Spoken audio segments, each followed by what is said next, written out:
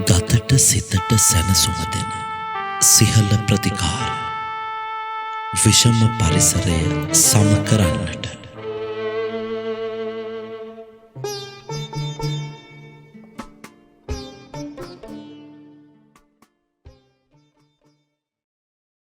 තෙරුවන් සරණයි සියලු දෙනාට. බිනර පොහේ වහර කාර්ය චින්තාශ්‍රමය සමග සම්බන්ධ වී තියෙන සියලු දෙනාව අපි තාම කරුණාවෙන් මේ අවස්ථාවේදී පිළිගන්නවා.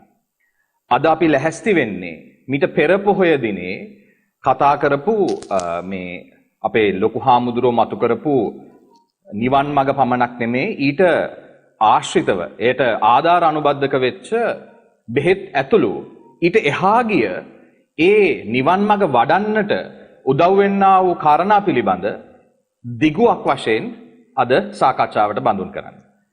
ඒ වෙනුවෙන් මා සමග එකතු වෙලා ඉන්න අපේ නීතිඥ චන්දන සිරිවර්ධන මහත්මව බොහෝම සතුටු සිතින් පිළිගන්නවා. තෙරුවන් සරණයි.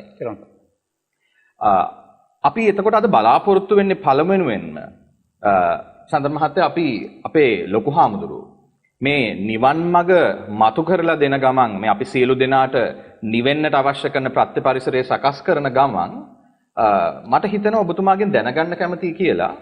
ඇයි උන්වහන්සේ මේ අනිකුත් අපි ගත්තොත් මේ අපි අද විශේෂයෙන් කතා කරන අද සමාජයේ බහුලව කතා කරන වහරක හාමුදුරුවෝ මතු කරපු මේ පැනිය මේ කොරෝනා අවස්ථාවේදී ඒ නිසා බෙහෙත් පිළිබඳව වැඩි කතා කිරීමක් තියෙනවා. නමුත් උන්වහන්සේ තවත් පැතිකඩවල් ගණනාවක් මේ සමග මතු කරා උන්වහන්සේගේ මේ කාල පරිශ්‍රය තුළ. ඇයි එහෙම කරේ? ඒකට හේතුව මොකක්ද කියන ගැන ඔබතුමාගෙන් පළමුව දැනගන්න සතුටුයි. ඇත්තටම දැන් මෙහෙමයි. අපි මේ හැමෝම සංසාර ගමනේදී හැමෝගෙම යම් යම් පැතුම් තියෙනවා, ප්‍රාර්ථනාවන්. ඉතින් වහරක අභයතාලංකාර හාමුදුරුවන්ගේ එහෙම ප්‍රබල පැතුමක් තිබුණා.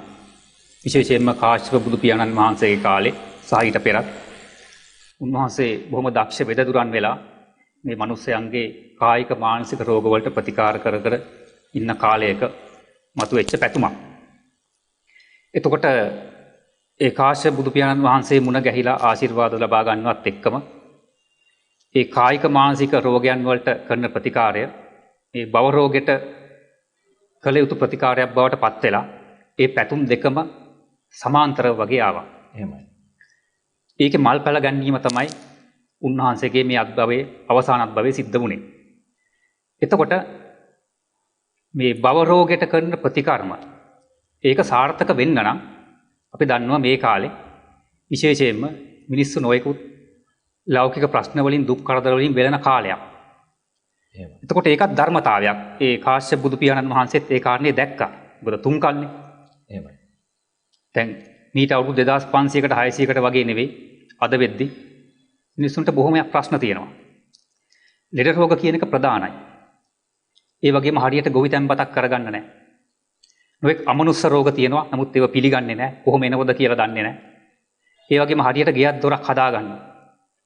ග්‍රහඵල අපි අද කියන ඒ පෙරේන කර්ම දෝෂ. ළමයින්ගේ ඉගෙනීම් දැනීම.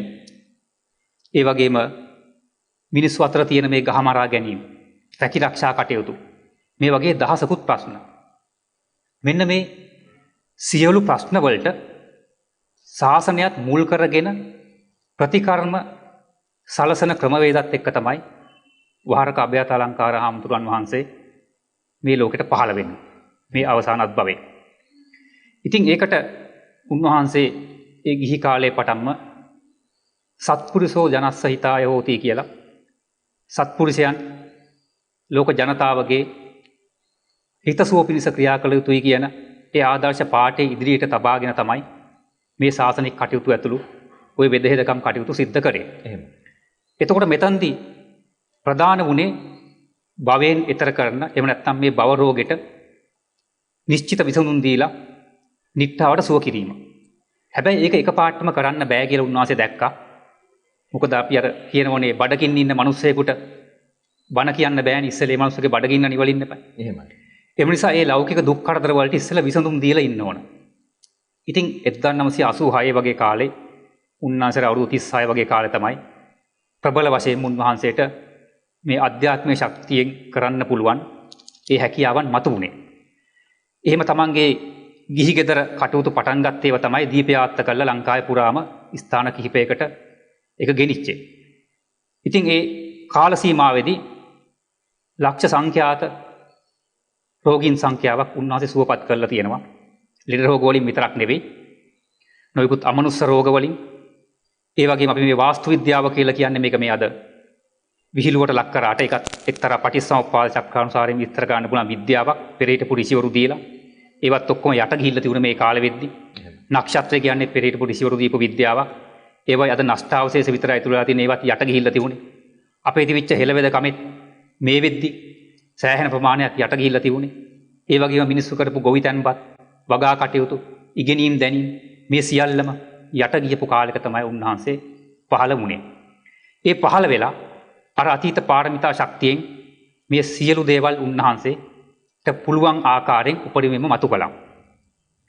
එතකොට මෙතනදී මේ මනුස්ස ලෝකේ ඉන්න මිනිස්යන් විතරක් නෙවෙයි අපිට නොපෙනෙන අමනුස්සෝල ලෝකෙල ඉන්න සෑහෙන පිරිසක් උන්වහන්සේ සුවපත් කරලා තියෙනවා. අපි අද මේ කෝටි 700ක් කියලා ජනගහනය කිව්වට ඇත්තට මේක ඉතා සුළු ප්‍රමාණයක්.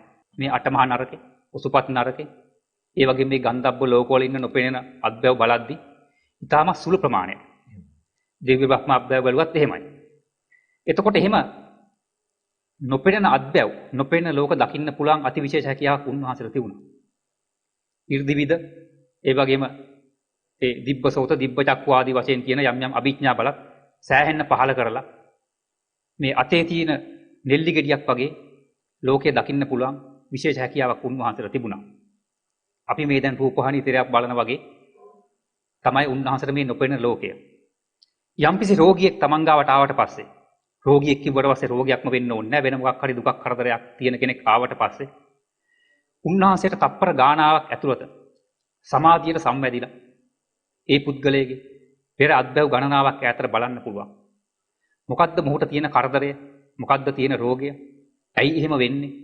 මොකද්ද ඒකට පෙර කරපු අකුසල කර්මය? ඒකට කළ යුතු සාසන ප්‍රතිකර්මය මොකද්ද? ඒ කර්ම වේග ගෙවා ගන්න. ඒ වගේමයි භෞතික කයට මොනවා හරි බෙහෙත් තේත් කරන්න ඕන නම් ඒ අවශ්‍ය බෙහෙත් තේත් මොනවද? මේ සියල්ලම ඊටමත් කෙටි කාලයක් ඇතුළත උන්වහන්සේට සමාධියෙන් ගෙතිලා ආවා. ඒ ගෙතිලෙන දේවල් විවිධාකාරයෙන් ප්‍රකාශ කළා. බොහෝ කොටම උන්වහන්සේ මේ පටිභාන කවිත්වය පිළිහිටලා තුන විශේෂයෙන්ම ඒ පටිභාන කවි වලින් ප්‍රකාශ කළා. එහෙම නැත්නම් සාමාන්‍ය භාෂාවෙන් ප්‍රකාශ කළා. ඉතින් එහෙම ආපු ගමනක උන්වහන්සේ අවුරුදු 20කට ආසන්න කාලයක් ඒ ලෞකික වශයෙන් ලෝක සත්‍යයට සේවය කරත් ප්‍රධාන පරමාර්ථය වුණේ ලෞකිකත්වයේ තුලින් මේ ලෝක සත්‍යය නිවන් මාර්ගයට එහෙම නැත්නම් ශාසන මාර්ගය තුලට ඇතුළු කිරීම. ඉතින් ඒකේ අවසන් ප්‍රතිඵලය වශයෙන් උන්වහන්සේ පැවිදි වියට වෙලා ඒ ලෞකික කටයුතු සියල්ලම නවත්තලා සම්පූර්ණයෙන්ම ලෝකෝත්තරමකට බැස්සා. නමුත් අර මතු කරපු ලෞකික කාරණාවන් ලෝක සත්‍යයේ යහපත පිණිස දේශනා ආකාරයෙන් එහෙම නැත්නම් සටහන් ආකාරයෙන් ප්‍රකාශයට පත් කරලා තියෙනවා. අපි මේ හෙළබොදු පීම සංගරාසීයක ඒ වගේ සෑහෙන ප්‍රමාණයක් සටහන් කරලා තියෙන මේ වෙද්දි විශේෂයෙන් බේත් ගත්තොතින් මට වරවන් ගිය වර සාකච්ඡාවේදී සඳහන් කළා මේ වෙද්දි බේත් වර්ග 406ක් සඳහන් කරලා තියෙනවා. කිසිම පුස්කොළ පොතක නැති බෙහෙත් වර්ග. හැබැයි 406ක් කියලා මම සටහන් කරේ එකෙල්ලෙම කියන්න පුළුවන් දේවල්. මුත් සමහර ලිපි තියෙනවා නිවන් මාර්ගය ගැන පූජා විදි ගැන විස්තර කරනකොට ඒවා අතරින් පතරත් මේ බෙහෙත් අපි සටහන් කරලා තියෙනවා. ඇත්තට මම හිතන්නේ සමස්තයක් වශයෙන් ගත්තොත් මේ වෙද්දි බෙහෙත් 450ක් අධි සංඛ්‍යාවක් සටහන් කරලා තියෙනවා. තවත් අති ප්‍රබල බෙහෙත් පට්ටෝරු 15ක් 20ක් විතර මට සටහන් කරන්න ඉතුරු වෙලා තියෙනවා.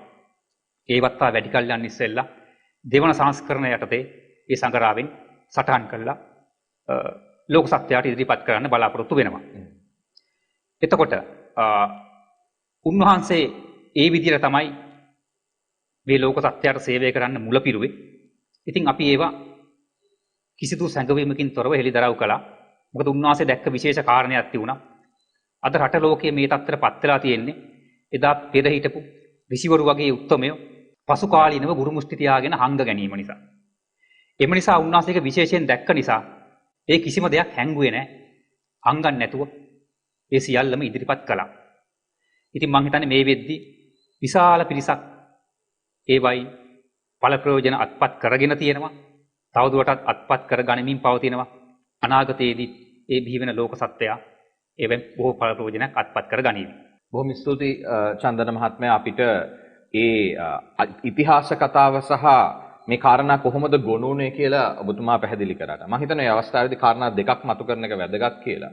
පළවෙනියෙන් මම හිතන්නේ අපේ මේ ජනතාවට ඉතිහාසය දිහා පොඩ්ඩක් හැරිලා බැලුවොත් අපි කතා කරන ශ්‍රී විභූතිය අපි කතා කරන ප්‍රෞಢ ඉතිහාසය ලංකාවේ හැදිලා තිබුණේ ඔන්න ඔය ශාසනයෙන් පෝෂිත වෙච්ච මේ සියලු පැතිකඩවල් බොහොම එදිනදා භාවිතය තුළ නැගිලා ආපු ලංකාවටම දහමත් එක්කම ආවේනික වෙච්ච හැඩයකින් තිබුණා වූ සංවර්ධනය. එහෙනම් උන්වහන්සේ නැවත මතු කරලා දුන්නේ අන්න ඒවා සැඟවිලා ගිහිල්ලා තියෙන කාලෙක. ඒවා මතු කරලා ඒ තියෙන ප්‍රශ්න විසඳ ගන්න බැරි වුණොත් මග වඩන්න ඒ කියන විදිහට පහසු වෙන්නෙත් නෑ. අර ඔබතුමා කිව්වා වගේ මම හිතන්නේ ශාසනයේ ඒ හරි මගට එන්න උපනිශ්‍රයක් කරගන්නත් උන්වහන්සේ ඒක භාවිතා කරා කියන එක මම හිතන්නේ කාටත් එහෙම හැරිලා බැලුවොත් මම හිතන්නේ යම් ගලපා ගැනීමක් කරන්න පුළුවන්. ඒ අනුසාරයෙන් තව දෙයක් මම හිතන්නේ මේ නිසා අපි සියලු දෙනා මම හිතන්නේ ඔබතුමාට දෙහිවින් ස්තුතිවන්ත වෙන්න ඕනේ. උන්වහන්සේක බොහොම ළඟින් කටයුතු කරමින් උන්වහන්සේගේ මේ කාරණා එකතු පහදු කරගනිමින් තව තවත් ඒවා ගැන පැතිකඩවල් බලමින් ඔබතුමා මේ බොහොම කාලයක් තිස්සේ මේ කරගෙන ආපු මම හිතන්නේ සංගරා 100කට වැඩිය නැවත නැවතත් සංස්කරණය කරමින් දැන් ඔබතුමා කිව්වාගේ මේ අලුකුත් කරුණුත් අලුත් දේවලුත් එකතු කරමින් අලුත් කියන්නේ තාම ලියවිච්ච නැති කරුණුත් එකතු කරමින් ශාසනයට සහ මේ අපි සියලු දෙනාට මේවා ඉතුරු කරලා සහ මේවා එකතු කරලා ඔබතුමා මේ කරන කාර්ය පිළිබඳව මම හිතන්නේ අපි සියලු දෙනාම ඔබන් බන් නැවතත් තෙරුවන් සරණයි කියලා බොහොම ස්තුතිවන්ත වෙන ගමන් මම හිතන්නේ ඔබතුමා ප්‍රකාශ කළා ඒ අවස්ථාවේදී උන්වහන්සේ මේක මේ ගිහි කාලයේදී එහෙම නැත්නම් ඉතා තරුණ කාලයේදී 86 වගේ කිව්වොත් උන්වහන්සේ වයස 36ක් විතර කියලා කිව්වා නේද? එහෙමයි. ඒකට ඒ කාලේදී උන්වහන්සේ මේවා පොඩ්ඩක් අපි කතා කරොත් කොහොමද දැන් මේවා වැහිලා තිබිච්ච කාලෙක උන්වහන්සේ මේවා කරේ කොහොමද? උන්වහන්සේ මේ පිළිබඳව යම් යම් පරීක්ෂණ කළාද? උන්වහන්සේ මේ පිළිබඳව උන්වහන්සේගේ සමාධිය පාවිච්චි කළා ඒ දේවල් දැක්කද? දැන් අපි කතා කරා අමනුෂ්‍ය බලවේග වලින් තියෙන කාරණා දැන් අද වෙනකොට සමාජය තුළ මේ ලෝභ ද්වේෂ මෝහ වැඩිවීම තුළ අපි ධර්මානුකූලව අපි දන්නවා වුණත් මෙහෙම බොහෝ ප්‍රශ්න තියෙනවා විසඳ ගන්න බෑ. ඇයි වෙන්නේ කියලා දන්නේ නැහැ මේ ආදි වශයෙන්. ඒතකොට මේ පැතිකඩවල් ගණනක දේවල් උන්වහන්සේ මතු කරන්න උන්වහන්සේ කොහොමද ඒකට ඒ ගිහි කල අවර්තීත තීරණ උනේ සහ ඒ ගැන පොඩ්ඩක් සඳහන් කරන්න පුළුවන්. ඔය ඇත්තට මෙහෙමයි. ඒක මේ එකපාරට මතුවෙච්ච දෙයක් නෙවෙයි. සාංශාරික පුරුද්දක් වශයෙන් තමයි මතුවුනේ. අද්ද ගණනාවක් තිස්සේ කල්ප ගණනාවක් තිස්සේ ආපු ප්‍රාර්ථනාවක්. ඒ වගේම බුදු පියාණන් වහන්සේලා මුණ ගැසිලා උන්වහන්සේලාගේ ආශිර්වාදයත් එක්ක තිබිච්ච ශක්තියක්. ඒ ප්‍රාර්ථනාව මල් පැන ගැන්වෙන්න තමයි මෙච්චර කාලයක් ගත වුණේ. දැන් උන්වහන්සේ කුඩා කාලේ ඉඳන් බැලුවොත් සුන්දර කාලයක් නෙවෙයි තිබුණේ. බොහොම දුක් කරදර මැද්දේ තමයි මේ ජීවිතය ගෙනිච්චේ. අතිශය දුෂ්කරයි. හැම පැත්තෙම බැට කාපු කාලයක්. හැබැයි එහෙම බැට කෑවයි කියලා අර පෙරත් බය පටන් තිබිච්ච දහම් අවබෝධය නිසා ඒවට ධර්මානුකූලව තමයි මුහුණ දුන්නේ. එහෙමයි.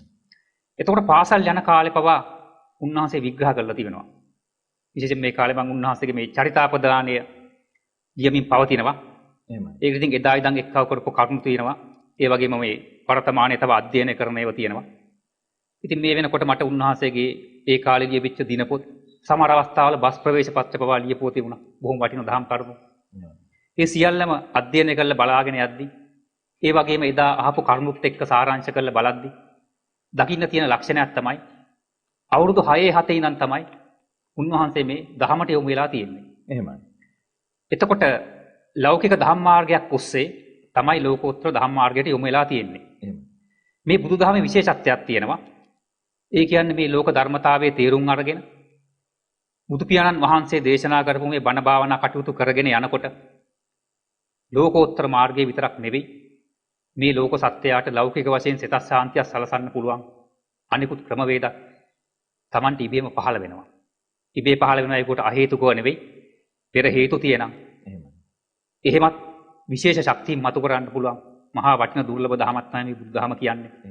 ඒව වෙනම විශ්වවිද්‍යාලවල ගිහිල්ලා පාසල්වල ගිහිල්ලා ඉගෙනගෙන පරිදේශන කරන්න ඕනේ නැහැ. එක තැන ඉඳන් බණ භාවනා කරලා මේ ලෝකේ තියෙන දේවල් බලන්න පුළුවන් අවස්ථාවක්. මම ඒකට උදාහරණයක් කියන්නම්.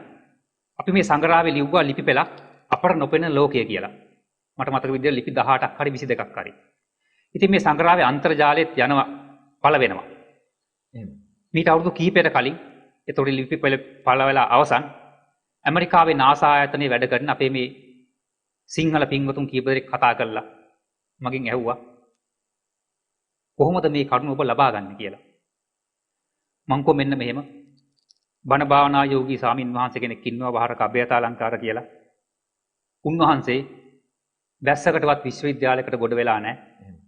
සාමාන්‍ය ඉස්කෝලේකට පාසලකට ගිහිල්ලා හැබැයි ජේෂ්ඨ ඒ කාලේ තිබිච්ච හැටියට උසස් ඒ සාමාර්ථත් ලබාගෙන ඒ බණ භාවනා ශක්තියින් වලින් තමයි මේ කරුණු කියන්නේ කියලා කියනකොට මේ මහත්තුරු කියනවා අපි අවුරුදු ගණනාවක් තිස්සේ පරිශ්‍රණ කළ හොයාගන්න කරුණු ඕගොල්ලෝ එක පෑන් පහරින් සටහන් කරලා තියෙනවා. එහෙමයි. අපි මේ පරිශ්‍රණ කළ ලබාගත් කරුණු කාරණාත් එක්ක මේවා සෑහෙන දුරට සත්‍යයි කියලා. එහෙමයි.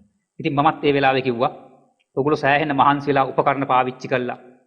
ඒ හොයාගන්න කරුණු උන්වහන්සේ එක තැන ඉඳන් තප්පර ගානකින් හෙලි කරන්න පුළුවන් ශක්තියකින් තමයි මේව මතු කරන්න කියලා. එතකොට පාසල් යන කාලේ පවා උන්වහන්සේ මේ අනිත් පාසල් ශිෂ්‍යයන් වගේ වෙනත් ලෞකික කටයුතු වලට යෙදුනේ නැහැ. ක්‍රීඩා කටයුතු වලට එහෙම නැත්නම් වෙනත් පරිබාහිර කටයුතු වලට යෙදුන්නේ නැහැ. තමන්ගේ කාල වේලාව ඉතුරු කරගෙන ලැබෙන හැම අවස්ථාවකදීම විවේකයෙන් බණ භාවනා කරා. පාසල් ගියාට පස්සේ උන්වහන්සේ රැකියාව කරනකොට අවුරුදු 18 තමයි උන්වහන්සේ පූගොඩ පෙහෙකම්මලේ රැකියාවට යොමු වෙලා තිබුණේ. පූගොඩ නෙවෙයි තුල්හිරි. ඊට පස්සේ පූගොඩ පෙහෙකම්පටත් යොමු වුණා. කොහොම හරි දැන් පූගොඩ පෙහෙකම්මලේදී උන්වහන්සේ මේ තමන්ගේ ගමේ ඉඳන් කිලෝමීටර් 16ක් පමණ දුරක් පාපදියෙන් තමයි ගියේ. එතකොට කිලෝමීටර් 16ක් යන්න එන්න දවසට කිලෝමීටර් 32ක්. දැන් මේ කාල වේලාව උන්වහන්සේ නිකන් ගත කරේ නැහැ පාපදියෙන් යද්දී. සාමාන්‍යයෙන් යන්න එන්න පැය දෙකමාරක් වගේ ගත වෙනවා කිලෝමීටර් 32ක් පාපදියෙන් යනවායි කියන්නේ. ඒ හැමතිස්සෙම උන්වහන්සේ වටිනා කමඨහනක් වඩමින් තමයි ගියේ. නැත්නම් ආරක්ෂක බුදුගුණ ගාථාවක් මේ නිවනට එල්ල කරපු ගාථාවක් සජ්ජායනා කරමින් තමයි ගියේ. සමහර වෙලාවට දවසේ වැඩ ඇරලා එනකොට දහස් වාරයක් ඒ කමඨහන සජ්ජා කරලා තියෙන්න පුළුවන් සජ්ජායනා කරලා. ඒ වගේම තමයි උන්වහන්සේට පවරපු රාජකාරියක් අකුරට ඉෂ්ට කරන ගමන් ඒ කාලේ නිකන් නාස්ති වෙන්න දුන්නේ නැහැ. සමහර වෙලාවට යන්ත සූත්‍ර මට මතක හැටියට 12ක් විතර බලා ගන්න කිව්වා. රෑ වැඩමුරේ තිබුණ දවල් වැඩමුරේ උදේ හවස ඔහම බෙදලා දාලා තිබුණේ. පැය 8ක වැඩමුරයක් තියෙන වෙලාවේදී උන්වහන්සේ සක්මන් කර කර තමයි ඒව කරේ. මොකක් හරි කර්මස්ථානයක් ඇදුවා. දුක්ඛප්පත්තාච නිදුක්ඛා කියන ගාථාව එහෙම නැත්නම් නමාමි බුද්ධං ගුණසාගරන්තං කියන ඒ සතර කමඨහන් වැඩෙන ඒ ගාථාව ඒ මොනවා හරි දෙයක් වඩලා උන්වහන්සේ තමන්ගේ කාල වේලාව ඉතුරු කරගත්තා. ඒ වගේ මේ රැකියා කටයුතු වලින් ඉවත් වෙන්න උනාට පස්සේ ගොවිතැන්පත් කරන කොටත් වත්තේ පිටියේ උන්වහන්සේ ප්‍රකාශ කරලා තියෙනවා හැමතිස්සෙම දහම් සංකල්පනාවක ඉඳලා සමාධි ගුණය අත්ින්ද ඒ සමාධි සුවේ භුක්ති විඳ කියලා. ඒ විතරක් නෙවෙයි මහාන වුණාට පස්සෙත් අපිට මතකයි උන්වහන්සේ කොහේ හරි ගමනක් යනවා නම් වාහනයක හරි කොහේ හරි වඩිනවා නම් පැය 2-3ක් යනවා නම් කොයි වෙලාවෙ සමාධි සුවයෙන් ඉන්නේ. රෝහල ඉදිද්දිත් එහෙමයි වෛද්‍යවරු ප්‍රතිකාර කරනකොට එහෙම නැත්නම් සැත්කමකට භාජනය කරනකොට මොන හරි පරීක්ෂණ කරනකොට උනත් උන්වහන්සේ කොයි වෙලාවෙ සමාධියෙන් ඉන්නේ. අපි සමහර අවස්ථාවල මේ සංග්‍රහවට කරුණු ගන්න ගිය වෙලාවේ අනන්තවත් අත්දැකලා තියෙනවා. සමහරට කතා කළාට එක පාටම යොමු වෙන්නේ නැහැ. එහෙම. ටික වෙලාවක් ගිහලා තමයි යොමු වෙන්නේ. මොකද සමාධියෙන් තමයි ඉන්නේ. ඉතින් මෙන්න මෙහෙම තමයි උන්වහන්සේ මේ Tamanට ලැබිච්ච වටිනා manussත් භවයේ මේ කෙටි ජීවිත කාලේ කාල වේලාව ඉතුරු කරගත්තේ. මම මෙතෙන්දී මේ හැමෝටම ආදර්ශයක් වෙන්නත් එක්ක උන්වහන්සේ කාල වේලාව ඉතුරු කරගත්ත හැටි තමයි විස්තර කරේ. මේක අපිට ප්‍රයෝජනට ගන්න පුළුවන්. මොකද අපි අත හොඳටම දන්නවා අපේ අතින් කොච්චර කාලේ නාස්ති වෙනවද බලන්නකො. එහෙම. අපි බස් රථයක ගමනක් යනවා නම් උදාහරණයක් විදිහට කොළඹ ගාල්ලට පැය එකමාරක් දෙකක් යනවා නම් අපි ඔය පැය දෙකමාරම ගත කරන්නේ මනෝ ලෝකික නිවග්න වෙලා. එහෙමයි. නොයෙකුත් ලෞකික සිතුවිලි වල නිරත වෙලා එක්ක අතීතයක් සිහි කරමින් වර්තමානයේ නැත්නම් අනාගත සිහින මාලිගාවක් තුල අපිට වෙච්ච අවඩක් අසාධාරණයක් නැත්නම් අපේ බලාපොරොත්තුවක් මෙන්න මේ වගේ මහා දැවිල්ලකින් තමයි අපි ගමන් කරන්නේ. නමුත් උන්වහන්සේ එහෙම කරේ නැහැ. ගිහි කාලෙත් කුඩා කාලේ පටන්ම ඒ ලැබෙන කාලයත් වටිනා කමඨහකට යොමු කරා. දහම් නිමිත්තකට යොමු කරා. අපි අද බලන්න රාජකාරී මොකක් හරි රජයේ කාර්යාලයකට, පෞද්ගලික කාර්යාලයකට ගියා. නැත්තම් බෙලන්සලකට බඩු භාණ්ඩයක් ගන්න ගියා. සමහරට ඒ වැඩේ කරගන්න අපිට සෑහෙන වෙලා බලන් ඉන්න වෙනවා. අපි ඒ වෙලාවට වෙනත් ලෝකේ අරමුණු වලට තමයි යොමු වෙන්නේ. නමුත් එහෙම නෙවෙයි. අපි මේ දහම අහලා තියෙනම්, මේ දහම් මග වඩලා තියෙනම්, මේ පුංචි කමඨහනක් අපිට මතක තියාගන්න මහලු කාලයක් යන්නේ අපිට පුළුවන්. ඒක සජ්ජායන කරමින් යන්න. ඒක හයියෙන් කටින් සජ්ජායනා කරන්න ඕනේ නැහැ.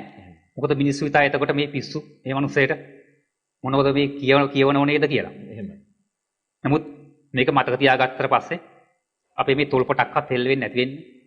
මේක අපිට මනසින් වඩන්න පුළුවන්. මුන් තමන්ගේ පුද්ගලික වාහනයක තමන් ඒ වාහනේ පදවගෙන යනවා නම් තමන්ට ඒක වේගෙන් හරි එක සජ්ජායනා කරගෙන යන්න පුළුවන්. ඉතින් ඒ විදිහට උන්වහන්සේ කාල වේලාව ඉතුරු කරගත්තකෙන් තමයි මේ සෑහෙන ශක්තියක් මතු කරගත්තේ. පසු කාලේ උන්වහන්සේ ප්‍රකාශ කරලා තිබුණා. එදා ඒ වගේ කුඩා කාලේ පටන්ම තමන්ට කියලා නිශ්චිතව කාල වේලාවක් ලැබෙනකම් බලාගෙන හිටියේ නෑ. නිවි හැනහිල්ල මේ වැඩ ටික කරගන්න, බණ භාවනා කරගන්න. දැන් අද නම් අපි දන්නවනේ සියලුම වැඩ රාජකාරී අවසන් වෙලා අපේ තියෙන ලෞකික වැඩ ඔක්කොම ඉවර කළානේ අපි බණ භාවනා කරලා යොමු වෙන්නේ ඉන්නේ. හුඟක් අය කියන්නේ අනේ මට මේ බණ භාවනාවක් කරගන්නවත් නිවනක් කරගන්නවත් වෙලාවක් නැහැ කියලා. අර අපි සංස්කෘතමය ක්‍රමය තුල දැන් පුරුදු වෙලා තියෙන එහෙම එකකට. අන්න එහෙම එකකට. නමුත් දැන් මේ தත්ත්වය යටතේ අපිට කවදාවත් මේකට ඇත්තම වෙලාවක් කලාවක් ලැබෙන්නේ නැහැ. මොකද අපේ තියෙන වැඩ කටයුතු අවසන් වෙන්නේ නැහැ. මරණ මනුස්සයා මරණාසන්න මොහොතේ බලන්නේ මොකක් හරි Tamanට නොලැබිච්ච දෙයක් ලබා ගන්න. තව ටිකක් ඉන්න. එහෙම නැත්නම් තමන්ගේ පරම්පරාවට මොකක්ද දෙන්නේ? තමන්ට මොකද්ද කරන්න බැරි වුනේ? කවුරු හරි ළඟින් ගියොත් ඒකටත් කන තියලා අහගෙන ඉන්නවා. ඒ වගේ ලෝකෙක නෙමෙයි අපි ජීවත් වෙන්නේ මනුස්ස ස්වභාවය ඒක තමයි. ඉතින් ඒක හන්ද එහෙම අපි කාල වේලාව ඉතුරු කරගෙන නිහඬව නිමේ හැනහිල්ල මේ අධ්‍යාත්මික ශක්තියක් දියුණු කරලා මේ භවයෙන් එතර වෙන්න කියලා බලාගෙන ඉන්නව නම් ඒක කවදාවත් වෙන්නේ නැහැ. අපිට ලැබුණේ කොතනද? කවද්ද ඒක ලැබුණේ? කොයි මොහොතේද? අපි මේ ධහම අහලා වටහාගෙන තියෙනම් අපිට පුළුවන් වෙන්න ඕන ප්‍රායෝගික ක්‍රියාත්මක කරන්න. ඒක සමාජයට මග තොටේ වෙන්න පුළුවන්, බස් රථයක වෙන්න පුළුවන්, රැකියා කරන තැනක වෙන්න පුළුවන්, රෝහලක වෙන්න පුළුවන්, පන්සලක් වෙන්න ඕනේ නැහැ. තමන්ගේ ගෙදර දොර වෙන්න ඕනෙත් නැහැ. ඒකට හුරු වෙන්න ඕන. එහෙම දහමක් තමයි මේ බුදුදහම තියෙන්නේ. ඉතින් වහරක අභයතාලංකාර හාමුදුරුවෝ ඒ අතින් ලොකු ආදර්ශයක් දුන්නා. අපි ඒ ආදර්ශයන් ටික ඉදිරියේදී උන්වහන්සේගේ ජීවිත කතාවෙන් සටහන් කළා. ලෝකයට එලි කරන්න බලාපොරොත්තු වෙනවා කොහොමද මේ ශක්තිය වඩාගත්තේ කියලා. ඉතින් එහෙම ඉඳගෙන තමයි උන්වහන්සේ ආධ්‍යාත්මික ශක්තිය මතු කරේ. ඒ ආධ්‍යාත්මික ශක්තිය අද කාලේ බලද්දී ඉතා ප්‍රබලයි. එහෙමයි. මේ නොපෙනෙන ලෝකයේ උන්වහන්සේට මේ අපිට මේ ටීවී දර්ශනය, මේ රූපවාහිනී දර්ශනයකින් බලන ඒ දර්ශන වගේ ඉතා පැහැදිලිව පේනවා. ඒ අය කතා කරන හඬ, ඒ අය මොනවද ඉල්ලන්නේ, මොනවද බලාපොරොත්තු වෙන්නේ, ඇයි මෙහෙම දුක් විඳින්නේ, මොකක්ද මේ දුක් විඳින්න හේතුව, ඒ ඔක්කොම උන්වහන්සේ දැක්කා. ඒ දැකලා තමයි ලෝකයට ප්‍රකාශ කරේ. ඒ විතරක් නෙවෙයි, ඒ මිනිස්යන්ට ලෙඩ රෝග හැදෙන්න ප්‍රධාන කාරණයක් වන අමනුෂ්‍ය රෝග ගැන විශේෂයෙන් විග්‍රහ කරා. දැන් ඇත්තට මේව වෛද්‍ය විද්‍යාවට අහු වෙන්නේ නැහැ නේ. එහෙමයි. ඉතින් කොහොමද මේ ඔප්පු කරන්නේ? දැන් බලන්න මේ බුදුදහමේ තියෙනවනේ නිරෝධ සමාපත්තිය කියලා එකක්. ලෞතර බුදුන් වහන්සේ නමකට, එහෙම නැත්නම් අෂ්ට සමාප්තිලාභී මහරහතන් වහන්සේ නමකට දින 7ක් ඉන්න පුළුවන් නිරෝධ සමාපත්තියේ. අනාගාමී උත්තමයෙකුට ඊට වඩා අඩු කාලයක් ඉන්න පුළුවන්. ඒ දැහැන් අභිඥා ආදිය තියෙනවා. දැන් මේ නිරෝධ සමාපත්තිය විස්තර කරනවා. නිරෝධ සමාපත්තිය සම්බන්ධුනට පස්සේ මේ හදවත වැඩ කරන්නේ නැහැ. හුස්ම වැඩ කරන්නේ නැහැ. ඉන්ද්‍රියන් වැඩ කරන්නේ නැහැ. හැබැයි ශරීරේ කෙස් ගහකටවත් හානියක් කරන්න බෑ. ඒ කියන්නේ වෙඩි තිබ්බත් වදින්නේ නැහැ. කැපුවත් කෙටුවත් කැපෙන්නේ කෙටෙන්නේ නැහැ. ගින්දර තිබ්බත් ගිනි ගන්නේ නැහැ. ඒ වගේ මහා ප්‍රබල අවස්ථාවක්. නමුත් අපි දන්නවා වෛද්‍ය විද්‍යාවෙන් හදවත නතර වුණයි කියන්නේ ඒ අයගේ තීරණය. ඒ පුද්ගලයා මල මිය ගිහිල්ලා කියන එක. නමුත් මේ නිරෝධ සමාපත්තිය කියන එකේදී හදවත නතර වෙනවා. ඒක දැන් මේ තියෙන කිසිම සියුම් උපකරණයකට අහු වෙන්නේ නැහැ. හුස්ම වැඩ කරන්නේ නැහැ. හැබැයි ඉන්ද්‍රියන් සජීවී. දැන් මලමිනියක් ගත්තොත් ඉන්ද්‍රියන් සජීවී නැහැ. හුස්ම හැබැයි වැඩ කරන්නේත් නැහැ. හදවත වැඩ කරන්නේත් නැහැ. ඉන්ද්‍රියන් එන්න කුණු වෙනවා. පරිසරයේ උෂ්ණත්වයට මේ ශරීරයේ උෂ්ණත්වය ක්‍රමෙන් පරිවර්තනය වෙලා ඒ මට්ටමටපත් වෙනවා. හැබැයි නිරෝධ සමාපත්තිය ඉන්න උත්තමයන් වහන්සේ නමක්ගේ පරිසර උෂ්ණත්වයට ශරීර උෂ්ණත්වයට සමාන නැහැ. අර තේජෝ කසිනෙන් ඒ තේජෝ ධාතුව තියෙන නිසා හදවත ආශ්‍රය කරගෙන ඒ ජීවේ පවත්වනවා. ඉතින් මෙන්න මේ වගේ ප්‍රබල දේවල් තියෙනවා අද විද්‍යාවට අහු නොවෙන. ඒ වගේ තමයි මේ නොපෙනෙන ලෝකය විද්‍යාවට අහු වෙන්නේ නැහැ. අමනුෂ්‍ය රෝග විද්‍යාවට අහු වෙන්නේ නැහැ. දැන් පිළිකා රෝග එහෙම ගත්තොත් ওই වහර ගහන්න අනන්තවත් අප්‍රාණ අපිත් එක්ක කියලා තියෙනවා. උන්වහන්සේ රෝහල් වල ඉන්න කාලේ මේ රෝහල් කියන්නේ අමනුෂ්‍ය ගුහාවන් කියලා. එහෙම කිව්වට අමනාප වෙන්න එපා, තරහ වෙන්න එපා. ඒක තමයි ඇත්ත කතාව. හේතුව මොකද්ද? කෙනෙක් රෝහලට යන්නේ එක්ක මරණාසන්න වෙලා. එහෙම නැත්නම් Tamanට මහා කර්ම විපාකයක් ඇවිල්ලා අසාධ්‍ය වෙනාට පස්සේ සුළුසුළු රෝග වලටත් යනවා තමයි. එතකොට මෙහෙම රෝහලකට යනකොට ඒ පුද්ගලයාත් එක්ක ඒ සංසාර ගනුදෙනු වලට සම්බන්ධ වෙච්ච නොපෙනෙන ලෝකවල ඉන්න යක්ෂ අමනුෂ්‍ය සෑහෙන පිටිපස්සෙන් එන වේ ගනුදෙනු පියව ගන්න. ඒ අමනුෂ්‍ය ලෝක ඇවිස්සෙනවා. ඒ ආගේ ආහාර තමයි මේ අපවිත්‍ර ද්‍රව්‍ය. දවසක් උන්වහන්සේ රෝහල ගිහින් අපිත් එක්ක කිව්ව මට මතකයි. මේ රෝගීන්ගේ තුවාල සුද්ධ කරලා දාන ඒ පුළුන් කෑල්ල පවා ඒ අපද්‍රව්‍ය භාජනයට දානකොට අමනුෂ්‍ය කෝටි ප්‍රකෝටි ගණන් පොර කනවා. ඒ පුළුන් කෑල්ලක් ආහාරයක් කරගන්න. අර මදුරුව මැස්සෝ එල්ලිලා ඉන්න වගේ ඒ රෝගීන්ගේ පිටිපස්සෙන් ඇඟේ හැමතැනම එල්ලිලා අමනුෂ්‍යෝ යනවා. වෛද්‍යවරු පස්සෙන් යනවා. දුර්වල වෙච්ච අවස්ථාවක් ඒකත් ප්‍රයෝජනයට ගන්න නැති කායික දුර්වලත්වය තුල පැහැදිලිව මේ වගේ අවස්ථාවන් වල දැන් ඔබතුමා කිව්වා වගේ මේ රෝහලකට යනකොට නේද? එතකොට ඒවත් මේවට බලපාන නැති බොහෝ දුරට. අනිවාර්යෙන් ඒවට බලපානවා. ඉතින් මෙන්න මෙහෙම දැක්කා. ඒ රෝහලකට ගියාට පස්සේ සමහර වෙලාවට ඒකනේ කියන්නේ අපි වෛද්‍යවරුන්ට දක්ෂ වෛද්‍යවරුන්ට රෝගී අල්ල ගන්න බෑ. එහෙමයි. හේතුව අමනුෂ්‍ය ප්‍රබල අමනුෂ්‍ය එල්ලිලා ඉන්නකොට ඒ වගේම කර්ම වේගයේ ප්‍රබල නම් ඒ රෝග අහන්නේ නැහැ.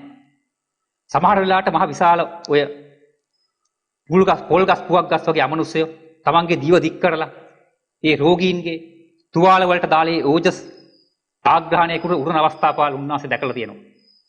මෙන්න මේ හේතුව නිසා තමයි උන්වහන්සේ කියන්නේ හැමතිස්සෙම රෝගයකට බේත මත යැපෙන්න එපා ප්‍රතිකර්ම කරන්න කියලා කියන්නේ යන්නේ ඒකයි. මම හිතන්නේ එතන හොඳ තැනක් චන්දන මහත්මයා අපිට මේකේ තව පැතිකඩක් විග්‍රහ කරන්න. ඊට ඉස්සෙල්ලා මම හිතන ඔබතුමා කිව්ව කාරණා කීපයක් මම කැමති අපේ මේ ප්‍රේක්ෂක ජනතාව වෙනුවෙන් යම් යම් කාරණා කීපයක් ගැන කතා කරන්න. මම හිතන්නේ එකක් තමයි අපි කවුරුත් මම හිතන්නේ මේ ඔබතුමා දුන්න මේ හෝඩුවාවෙන් බොහොම සතුට වෙනවා ඇති කියලා. අබේ රතනාලංකාර අපේ ලොකු හාමුදුරුවෝ පිළිබඳව ඒ ජීවිත කතාව අපි ඔබතුමාගේ ලිපි පෙළ ඔස්සේ අහලා තිබුණත් සමහර අයට උන්වහන්සේව ජීවමානව ආශ්‍රය කරන්න ලැබුණත් ඒ කවුරුත් මං හිතන්නේ බොහෝ සෙයින් බලන් ඉන්න අවස්ථාවක ඔබතුමා කවදාදෝ මේ කතාව එහෙම නැත්නම් මේ පොත ඉදිරිපත් කරන්නේ මං හිතනවා මමත් පෞද්ගලිකව බොහොම ඔබතුමාගේ මේ ලිපි පෙළවල් කියවපු කෙනෙක් වශයෙන් බලාපොරොත්තුෙන් ඉන්නවා අපිට බොහොම ඉදිරි අනාගතයේදී එය කියවන්න උන්වහන්සේ දහමෙන් දකින ගමන් උන්වහන්සේගේ ඒ සාරවත් ජීවිත චරිතය අපිට කියවන්න ලැබෙයි කියලා. ඔබතුමාට බොහොම පිං ඒ කටයුත්තේ නියැලෙනවට. පළවෙනි කාරණය. ඒ අරුණා මම හිතන ඔබතුමා තවත් හොඳ කාරණාවක් මතු කරා මේ උන්වහන්සේ අර දවසකටවත් සාම්ප්‍රදායික විශ්වවිද්‍යාලයකට හෝ එවන් ස්ථානයකට නොගිය උන්වහන්සේ නාසා ආයතනයේ වැඩ කරන අය බොහෝ කාලයක් ශ්‍රමයක් මුදල් වියදම් කරලා හොයාගත්තේ යම්කිසි බොහෝ කීප දෙයක් වෙන්න. උන්වහන්සේ ඊට බොහෝ පරාසයක දේවල් මේ සුළු මොහොතකින් මේ සමාධිය මතු කරගත්තා කියන එක. කවුරු හරි ඒ පිළිබඳව හිතනවා නම් එහෙම වෙන්න පුළුවන්ද? මේවා මේ කාලේ වෙනවද? එහෙම නැත්නම් ඔය වෙන්න පුළුවන් දේවල් නෙමෙයි කියලා ත්‍රිපිටකය පොඩ්ඩක් හරි පරිශීලනය කරොත් දහම් අහපු කෙනෙකුට මේ ත්‍රිපිටකය තුල මේ වගේ කාරණා පිළිබඳව බොහෝ දේ තියෙනවා. එහෙනම් බුදුහාමුදුරුවෝ ශ්‍රී මුකයෙන් දේශනා කරපු දේවල් මේ සියල්ල දකිනකොට අපිට තේරුම් ගන්න පුළුවන් වෙනවා ඒ කියන්නා වූ ශක්තියින් මග වඩපු කෙනෙක් වුණා නම් අර කියන්නා වූ කාරණා ඒ പ്രേතවත්වලද විමානවත්වලද එහෙම නැත්නම් ඒ අනිකුත් කාරණාද මේ කාලයේදී ඒ අවශ්‍ය ප්‍රත්‍යපරිසරය සැකසීලා තියෙනවා නම් තියන්නා වූ ඒ අභිඥා ශක්තියින් තියෙනවා නම් මග වඩලා තියෙනවා නම් ඒක වෙන්න පුළුවන්. කවුරු හරි හිතනවා නම් එහෙම මේ කාලේ වෙන්න පුළුවන්ද කියලා මම හිතන්නේ අපිට පැහැදිලිව අර අපේ තියන්නා මූලාශ්‍රත් එක්කත් අපි කතා කරලා බැලුවාම අපිට සාධාරණ අදහසකට එළඹෙන්න පුළුවන්. හේතු ටික හැදුවා නම් ඵලය තියෙන්න ඕනේ කියලා. නේද චන්දන මහත්තයා? මම හිතන්නේ ඒකත් එක ඔබතුමා මතු කරපු විශේෂ කාරණාවක්. ඒ අරුණහම මම හිතන්නේ ඔබතුමා අර මේ ටිකට තව ඔබතුමා එකතු කරන්න මම මේ කාරණා කීපයක් මේ අපේ බලන් ඉන්න අයට ඒ පැතිකඩවල් බලන්න මේ මතු කරන්න උත්සාහ කරේ. අර ඔබතුමා කිව්වා උන්වහන්සේ මොහොතක්වත් මග වඩන කාරණාවට මේ වෙලාවක් ලැබෙනකන් ඒකට විශේෂ කාලයක් ලැබෙනකන් උන්වහන්සේ එහෙම කටයුතු කරේ නැහැ. උන්වහන්සේ කරන සියලු කටයුතු තුළදී මග වඩන්න එක් අවශ්‍ය ප්‍රමාණයන් වලද දැන් ඔබතුමා කිව්වා වාහනේ ලෝගෙන යනකොට දැඩි සමාධියකට යන එකට කටයුතු කරොත් එහෙම වාහනේ ලෝගන්න බැහැ. ඒකට ඒකට සුදුසු කමටහනක් ඒවලේ පාවිච්චි කරයි. අර කර්මාන්ත ශාලාවේ මේ මැෂින් 12ත් එක්ක උන්වහන්සේ යනකොට සක්මන් කරමින් මේ කර්මස්ථාන වැඩුවා කියලා. එතකොට මම හිතන්නේ අපිට ආදර්ශ බොහෝ ප්‍රමාණයක් සහ ඔබතුමා එක මතු කිරීම මම හිතන්නේ බොහෝ වැදගත් වෙනවා. දැන් මග වඩන කෙනෙකුට හෝ මග හොයන කෙනෙකුට උනත් මේ තමන් කටයුතු කරගෙන යනකොට ඒ කටයුත්ත තුලම කොහොමද මේ මග වැඩන කාරණාව ඒ ප්‍රමාණ වලින් සහ ඒක කරගෙන යන්නේ කියලා. මොකද ඒකට මම හිතන්නේ තව උණපූර්ණයක් සපයන්න පුළුවන් ලෝකේ අපි මේ ලෞකික ලෝකයේ තුල චන්දන මහත්තයා අපි කියනවනේ මේ සාර්ථක මිනිස්සු ඉන්නවා කියලා. අපි දැනට නිවන් මඟ පොඩ්ඩක් පැත්තක තියලා අපි කතා කරොත් අපි නම් කියනවා. ඒක මේ අපි ගත්තොත් එහෙම ලෝකේ නම් වලින් ගත්තොත් ඔය බිල් ගේට්ස් වෙන්න පුළුවන්, ස්ටීව් ජොබ්ස් ඔය ආදී වශයෙන් අපි නම් කියනවා. එතුමන්ලගේ ජීවිත අපි පොඩ්ඩක් හරස්කඩක් අරගෙන බැලුවොත් ඒ තුල දකින්න දෙයක් තමයි පොලිමේ හිටියනම් කියෙව්වා යම්කිසි වැදගත් කාරණාවක්. තව යම්කිසි කාරණාවක් කරන් ඒ වෙලාවේ විශේෂ කාරණයක් පිළිබඳ මානසිකාර කරා. ඒක නිවන නොවෙන්න පුළුවන්. හැබැයි අර කරවූ ප්‍රතිපත්ති තුල ඒ ලෞකික සාර්ථක වෙච්ච කට්ටිය කාලය නාස්ති කරේ නැහැ. බස් එකේ පැයකමාරක් හම්බුණා නම් සමහරට බහින වෙනකොට අලුත් දෙයක් හොයාගෙන ඇති. එතකොට ලොකු හාමුදුරුවෝ කල යුතු හරිම ඒ කියන්නේ ලෝකේ වටිනම දේ වෙච්ච නිවනත් උන්වහන්සේ වඩනකොට මම මේ කියන්නේ මිනිස්සුන්ට මේ සාර්ථකත්වයේ කියන දේ දකින්න ලෞකිකව සාර්ථකයි කියලා මිනිස්සු හිතන අයත් මෙන්න මේ කාලය නාස්ති කරේ නැහැ. එහෙනම් අපි ලෝකෝත්තර මඟ වඩන අය වෙලා ඒ උන්වහන්සේගේ ආදර්ශය සෑම සියලු මොහොතකම සුදුසු ආකාරයෙන් මඟ වැඩීම පිළිබඳව මම හිතන්නේ අපිට මේ දෙක ගලපන්න පුළුවන්. මම මේ කියන්නේ උන්වහන්සේගේ දේ නෙමෙයි මේගොල්ලෝ කරා ඒ ප්‍රමාණය කියන තැන නෙමෙයි. හැබැයි මේ සමාජයට මම හිතනවා මෙහෙම බලන එක හොඳයි කියලා. ඔබතුමාට ඒ පිළිබඳව යමක් තව මම හිතනවා එකතු කරන්න තියෙනවා නම් ගොඩක් මේ මග වඩන්න ඉන්න මේ අපේ ජනතාවට බොහෝ සෙයින් උපනිශ්‍රේ වේ කියලා. ඔව් ඇත්තටම මෙතනදී මේ ලෝකෙ මේ වැඩිපුරම තියෙන්නේ අපිට මේ සංසාර ගමනේදී මුණ ගැහෙන්නේ අබුද්ධෝත්පාද කාලනේ. එහෙමයි. මේ බොහොම ඇසිපිය ගහන මොහොතක් වගේ තමයි මේ බුද්ධෝත්පාද කාලයක් පහළ වෙන්නේ. එහෙමයි. ඒ වගේ කාලයක තමයි අපි දැන් මේ ජීවත් වෙලා ඉන්නේ. අපි දැන් මෙහෙම ජීවත් වෙලා ඉන්න නිසා අපිට ඒකේ වටිනකමක් තේරෙන්නේ නැහැ. කොහොමද තියෙනෝනේ කියන හැඟීම තමයි අපිට තියෙන්නේ. ඉතින් මේ වගේ මේ දුර්ලභ කාලයක ලැබිච්ච මනුස්ස උත්පත්තියෙන් ත්‍රි හේතුක පරිසන්දියක් ලැබලා ඒ වගේම යමක් කමක් තේරුම් ගන්න පුළුවන් නැරණුවණක් ලැබලා ඒ වගේ මේ වගේ උත්තරීතර වටිනා දහමක් මුණ ගැහිච්ච මේ මොහොතේ ඒ වගේ කමටහනක් වඩනවයි කියන එක මහ ලොකු දෙයක් නෙවෙයි. ඒ කියන්නේ මේකට මේ පාලි වාක්‍ය කටපාඩම් කරගන්න ඕනේ නැහැ. එහෙමයි. මහා රචනාවගේ දිග වාක්‍ය කටපාඩම් කරගන්න ඕනේ නැහැ. සමාට කමටහන වචනයක් දෙකක් වෙන්න පුළුවන්. එහෙමයි. පද හතරකින් එන කවියක් වෙන්න පුළුවන්. එහෙමයි. අපි දන්නවා මේ බාලාංශ පන්ති ඉඳන් සාමාන්‍යයෙන් මතක් කරගන්න පුළුවන් වාක්‍යයක් දෙකක් ගාථා මතක තියාගන්න පුළුවන්. එහෙමයි. දැන් මේ අවස්ථාවේදී කෙනෙකුට මේක හයියෙන් හඬනගා සජ්ජායනා කරන්න බැරි නම් මේ හිතෙන් කිව්වත් කමක් නැහැ. මොකද අපි මේ හිතෙන් කියනකොටම අපේ චිත්ත විපාර නාදේ චිත්ත පරිවිතර්කය දසදහසක් සක්වලටත් විහිදෙනවා. ඒ දසදහසක් සක්වල ඉන්න දිව්‍ය බ්‍රහ්මාදීන්ටත් ඒක අල්ලගන්න පුළුවන්. එතකොට එයා සාදුකාර දෙනවා. එයාත් ආශිර්වාද කරන ඔය පුද්ගලයන්ට. මෙහෙම උත්තමේ මෙහෙම උත්තරීතර ගුණ වඩන කෙනෙක් අපිත් මේ පුද්ගලයාට රැකවරණ සැලසිය යුතුයි කියලා. මේ අපට නොපෙනෙන රැකවරණ ලැබෙන පැත්තක්.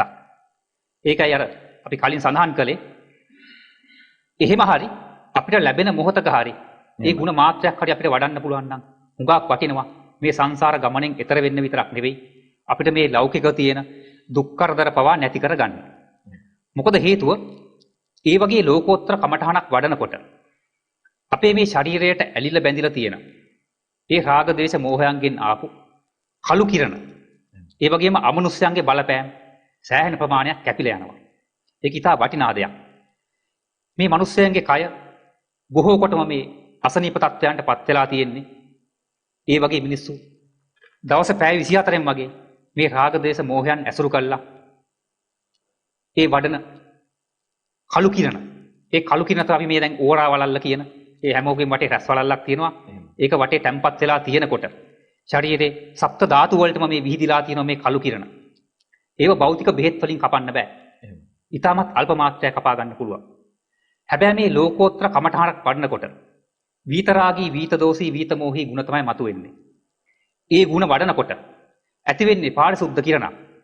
ඒ පාරිශුද්ධ කිරණ තමන්ගේ මස්ලේ ඇට කරා විහිදිලා යනකොට ඒ රැස්වලල්ල වටා යනකොට අර ශරීරයට ඇලිලා බැඳිලා තිබිච්ච අමනුස්ස බලවේග කැපි කැපි යනවා. ඒ වගේම තමයි ඒ කළු කිරණත් කැපි කැපි යනවා. ඒත් එක්කම තමන්ට යම්කිසි රෝගයක් අසනීපයක් තියුණනම් ඒව බේත් නැතිවම සනීප වෙන්න හේතු වෙනවා. එහෙමයි. ඒ වගේම තමයි තමන්ට එන්න තිබිච්ච මොකක් හරි දුකක් කරදරයක්. අපි තෝ මාරකයක් කියලා. අපි දැන් මේ නක්ෂත්‍ර විද්‍යාවෙන් ওই කේන්ද්‍ර වලින් කියන්නේ මාරකයක් ඒ රාෂ්ට්‍රයක් එනවයි කියලා වෙන මුකුත් නෙවෙයි. පෙර කරපු අකුසල කර්මයක් තමයි අනන්තර ප්‍රත්‍යය දිවිලා සමානන්තරයේ ගොඩ හිමත් පරිසරයේ ගොඩ නැගනකොට ඇදිලෙන්නේ. ඉතින් අන්න ඒ වගේ ඒව දුරු වෙන්න හේතු වෙනවා. ඒක තමයි මේක වහරක හාමුදුරුවෝ විශේෂයෙන් කියපු කාරණයක් තමයි. අපේ මිනිස්සුන්ගේ තියෙන දුර්වලතාවයක් තමයි මොකද්ද? Tamanට මොකක් හරි සාසන ප්‍රතිකර්මයක් කරගන්න පැත්ත වැටෙනකම් බලාගෙන ඉන්නවා. ප්‍රශ්නයක් ඇති වෙනකම් ඉන්නවා පන්සලට එන්න. හතර ගාතෙන් යනකොට තමයි මිනිස්සුන්ට දීජ බුදුන් මතක් වෙන්නේ. බුදුන් වහන්සේ මතක් වෙන්නේ, පන්සලේ ඉන්න හාමුදුරුවෝ මතක් වෙන්නේ, බෝධි පූජාවක් තියන්න, පහන් පින්කමක් තියන්න, සාංගික දානයක් දෙන්න මතක් වෙන්නේ. පැත්ත වැටුණාට පස්සේ. ඉතින් කොහොම ගිහිල්ලා අපි දැඩි සත්කාරයකට වගේ ඇතුළත් කරොතින් අපිට ඒවට ඇත්තට ක්‍රියාවෙන් සම්බන්ධ වෙන්න බෑ. එතකොට අපිට ලබන්න තිබිච්ච මහා ශක්තියක් නැති වෙනවා. ඒ වගේම තමයි සමහර කර්ම වේග තියෙනවා. ඒව ඊටා ප්‍රබලයි. ඒ කර්ම වේග ආවම ඒ ප්‍රබලත්වයේ නිසාම සමහර වෙලාවට අපි අර වගේ ප්‍රබල සාසනික ප්‍රතිකර්ම කළා එකපාරට අහන්න නැති වෙලා අවස්ථා තියෙනවා. අන්න ඒ නිසා තමයි කියන්නේ මේ සාසනික ප්‍රතිකර්ම කරගන්න පැත්ත වැටරගන් ඉන්න එපා. Tamanට ලැබුණේ යම් මොහොතකද ඒ ලැබිච්ච මොහොතේ කරන්න. කාලයක් වේලාවක් බලන් ඉන්න එපා එනකම්. මහා කාලයක් ඕනේ නැහැ, මහා වීදමක් දරන්න ඕනේ නැහැ, මහා ශ්‍රමයක් ඕනේ නැහැ. අර වගේ පුංචි කමඨහනක් කියන්නේ සාසන ප්‍රතිකර්මයක්. ඒ වගේම මේ සාසන ප්‍රතිකර්ම කිව්වම මේක එකක් කියලා නෑ, මහා පුළුල් පරාසයකට විහිදෙනවා. ඒ වගේ මම පුංචි තැනකින් පටන් ගන්නම්. මම මේ කියන හැම කාරණයක්ම වහරක අභ්‍යාත අලංකාර හාමුදුරුවෝ ඉතා පුංචි කාලේ ඉඳන් අත්හදා බලලා තියෙනවා. දැන් මේ අපේ ධර්ම විග්‍රහ වෙනවා මේ ලෝක සත්‍යය ආබත් බ්‍රහ්ම ලෝකේ නම් පල්ලම් බහැපු විදිය. මේ බිම යන කූඹියා පවා එදා බ්‍රහ්ම කල්පික මිනිස්සෙක්, පෙර බ්‍රහ්මයෙක්. දැන් අපි අද මේ දහමේ සඳහන් වෙන බුද්ධ දේශනාවක් විදියට කෙනෙක් අත හොදලා විසිකරන ඉඳුල් වතුර පවා යම්කිසි ජීවියෙකුට ආහාරයක් වෙනවා නම් ඒ ආහාරයත් යම්කිසි ජීවියෙකුට ඒ ජීවිය පවත්ත ගන්න ආහාරයක් වේවා කියලා ඒ ඉඳුල් වතුර ටිකක් දානයක් විදියට අහක දානවා නම් ඒ පුද්ගලයාට ආනිසංස තියෙනවා කියලා. ත්‍රිසං සතපුර දෙන දානෙත් ආනිසංස 100ක් තියෙනවා. මේක අපි භික්ෂුන් වහන්සේලාගෙන් සෑහෙන බණ දේශනාවලදී අහලා තියෙනවා. පොත්පත්වල තියෙනවා. හැබැයි කවුද මේක ප්‍රායෝගිකව ක්‍රියාත්මක කළේ? ප්‍රායෝගිකීකරණය පිළිබඳ මම හිතනවා ඔබතුමාට ඒකට යම් කාරණා කීපයකට එකතු කරමින් ඔබතුමා මේ විග්‍රහය කරගෙන යන්න කියලා. මම හිතන්නේ ඔබතුමාට ඉස්සෙල්ලා කිව්ව කාරණේදී අපිට පැහැදිලි වෙනවා මේ නිවන මඟ මතු කරන්න. ලොකු හාමුදුරුවෝ මෙච්චර කෙටි කාලයක් තුල මෙවන් පෘතුල පරාසයක් තුල නිවන මූලික කරගෙන ඒට අදාළ ආධාර උපකාර ප්‍රත්‍ය වෙන මේ සීල දේවල් ටික මතු කරන්න උන්වහන්සේගේ ආධ්‍යාත්මික බලය පාරමිතාවෙන් ආවත් එය නගව ගන්න, එය නගා ගන්න උන්වහන්සේට හැම මොහොතකදීම ශාසන මග තුල ඉන්න ගමන් මෙච්චර කටයුතු ප්‍රමාණයක් උන්වහන්සේට කරන්න පුළුවන් උනේ කොහොමද කියන එක සමහර මට නම් සමහරලාට හිතනකොට හිතෙනවා ආශ්චර්යයි කියලා. මම හිතන්නේ අපිට ඒකෙන් බිඳක් හෝ උන්වහන්සේගේ ගුණ කඳෙන් උන්වහන්සේ කරපු දෙයින් බිඳක් හෝ අපිට එකතු කරගෙන අර ඔබතුමා දුන්නේ බොහොම වටිනා අදහස් ඔස්සේ කටයුතු කරන්න පුළුවන් නම් අපිට මේ මග වඩන එක කරන්න පුළුවන් වෙයි බොහොම මීට වඩා සාර්ථකව. මොකද මම හිතන්නේ ඔබතුමා බොහොම වැදගත් කාරණයක් කිව්වා. ඒක මේ සම්මත කාරණාවෙත් අදාළ දෙයක්. අපි බොහොම මේ ඔහේ කටයුතු කරගෙන ඉන්නවා. අපිට ප්‍රශ්නයක් වෙනකන් අපි ඔහොම නිදැල්ලේ ඉන්නවා. දැන් අපි උදාහරණයකට ගමුකෝ වාහනයක්.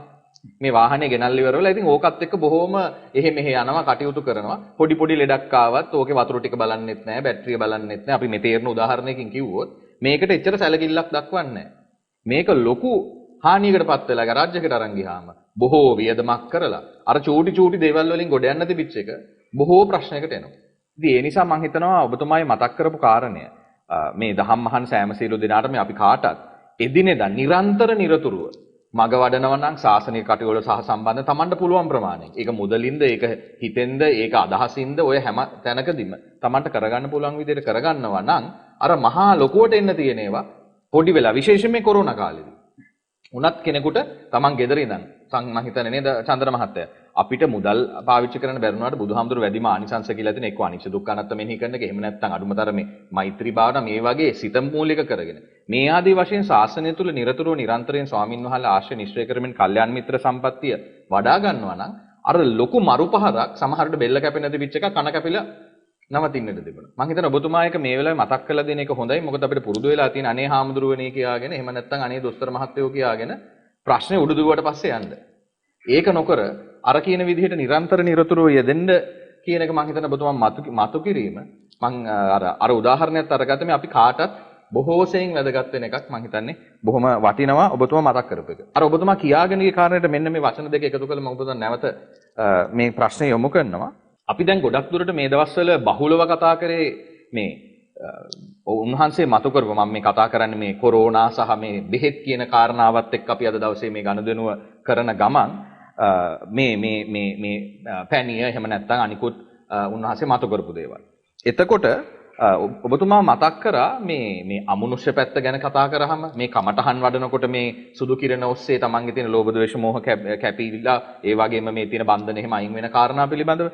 එතකොට මෙතනදී පැහැදිලි වෙන කාරණයක් තමයි මේ ප්‍රතිකර්මය සහ උපක්‍රමය කියන දෙකම ශාසනය මුල් කරගෙන එයට අර ඉතුරු දේවල් ටික එකතු කර ගැනීම තුලින් තමයි මේක අපිට නියමාකාරව කරගන්න පුළුවන්. මම හිතනවා ඔබතුමාට තව පොඩ්ඩක් පැහැදිලි කරන්න පුළුවන් නම් මේ ප්‍රතිකර්මය සහ උපක්‍රමය කියන දෙක ගලපා ගැනීම සහ එය හරියාකාරව කරගෙන යෑමේ වැදගත්කමත් ක්‍රමයක් පිළිබඳව තව පොඩ්ඩක් විග්‍රහ කරන්න පුළුවන්. ඔබතුමායි ගිය ආරයම මම හිතනවා ගොඩක් අපේ මේ ප්‍රේක්ෂක ජනතාවට සහ අපි සියලු දෙනාට වැදගත් වෙයි කියලා. ඔබ මෙතනදී අපි අර කියවනක් තියෙනවා හැමෝම අහලා තියෙන මේ නියපොත්තෙන් කඩන්න තියෙන දේ පොරවෙන් කඩන තත්ත්වයට පත් කළා කියලා. එහෙමයි. ඒ වගේ තමයි මේ අපිට පහසුවෙන්ම සාසන ප්‍රතිකර්ම වලින් කරගන්න තියෙන දේවල් තමයි අපි මේ සියල්ලම බෙහෙත් හේත් මතම පදනම් වෙලා ඒ පස්සෙම ගිහිල්ලා හුඟක් ඔඩු දුවන මට්ටමට පත් කරගන්නේ. එහෙමයි. එතකොට බෙහෙතක් කියන්නේ එක්තරා తాවකාලික උපක්‍රමයක්. දැන් අපි උදාහරණයක් ගත්තොත් අපි රබර් පන්දුවක් දියයට දාගෙන එක කකුලෙන් පාගගෙන ඉන්නවා. හැබැයි අපි කකුලෙන් පාගගෙන ඉන්න තාක්කල් ඒක එහෙම දියයට තියෙනවා. අපි කකුල ගත්ත හැටි නැවත උඩට එනවා. අන්න ඒ වගේ තමයි මේ බෙහෙතෙන් කරන්නේ හැමතිස්සෙම යම් කිසි එන්න තිබිච්ච කර්ම බලවේගයක් తాවකාලිකව දුරස් කරන එක. එහෙමයි. දැන් ලෙඩක් දුකක් එහෙම නැත්නම් මොකක් හරි විපාකයක් ගෙවා ගන්න ක්‍රම දෙකක් තියෙනවා. එකක් විඳවල ගෙවන්න ඕන. එහෙමයි. ඒ කියන්නේ අපි හිතමු පිළිකාවක් හරි අංශ භාගයක් හරි මොකක් හරි උණක් හරි රෝගයක් හැදුනට පස්සේ ඕක විඳවල ගෙවනවා. එහෙමයි. සෑහෙන්න කයට දුක් දීලා මනසට දුක් දීලා. ඔය අතරම තමයි අපි මේ බෙහෙත් තේත් කරන්නේ. ඒතකොට මේ විඳවන ගමම තමයි බෙහෙත කරන්නේ. එහෙමයි. එහෙම කරනකොට අපිට එන්න තිබිච්ච හුඟක් වේදනා සෑහෙන ප්‍රමාණයකට අඩු වෙනවා. එහෙමයි. අඩු උනායි කියන්නේ ඒක කර්ම වේගය 100% ගෙවුන්නේ නැහැ. අර විඳවල ගෙවන ප්‍රමාණයෙන් ගෙවෙන ටික ගෙවෙලා අර බේතෙන් යට කරපු ටික ඉතුරු වෙනවා. එහෙමයි. ඒක මේ අත්භවයේ අග හෝ මතුවත් භවයක හෝ නිවන් දක්නා ජාති දක්වා නැවත එන්න පුළුවන්. අර දියයට දාපු රබර් බෝලේ වගේ නැවත එන්න පුළුවන්. එහෙමයි. හැබැයි ප්‍රතිකර්මය කියන්නේ එහෙම නෙවෙයි. කර්මෙට කරන ප්‍රතිකර්මය කියන්නේ කර්ම වේගය ගෙවා හරින එක. කර්ම ප්‍රතිකර්ම. උදාහරණයක් විදිහට දැන් අපි ගත්තොතින් අපි මේ ආපු අනන්ත අප්‍රාණ සංසාරේ අපි නොයෙකුත් සත්ත්ව කොටාස වලට ඒ විතරක් නෙවෙයි බුද්ධ ධම්ම සංඝ කියන ත්‍රිවිධ රත්නයට අපි ඇතින් ඕන් තරම් අවඩ අසාධාරණ වෙලා ඇති.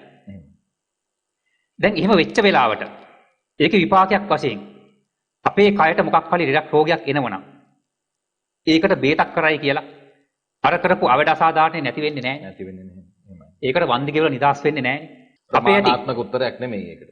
ප්‍රමාණාත්මක උත්තරයක් නෙවෙයි. එහෙම. අපි පෙර අත්භවයක කවුරු හරි සත්වයක් ඝාතනය කළා තියෙනවා. එතකොට ඒ ඝාතනයට ලක් වෙච්ච සතා මේ වෙද්දි නිවන් දැකලා පිරිනිවන් පාලා නැත්නම් මිනිස්සෙක් වෙලා හරි දෙවියෙක් බ්‍රහ්මයෙක් වෙලා හරි නිවන් දැකලා නැත්නම් එහෙමයි. මේ 31 තලේ කොහේ හරි ඉන්න එපා. අනිවාර්යයෙන්.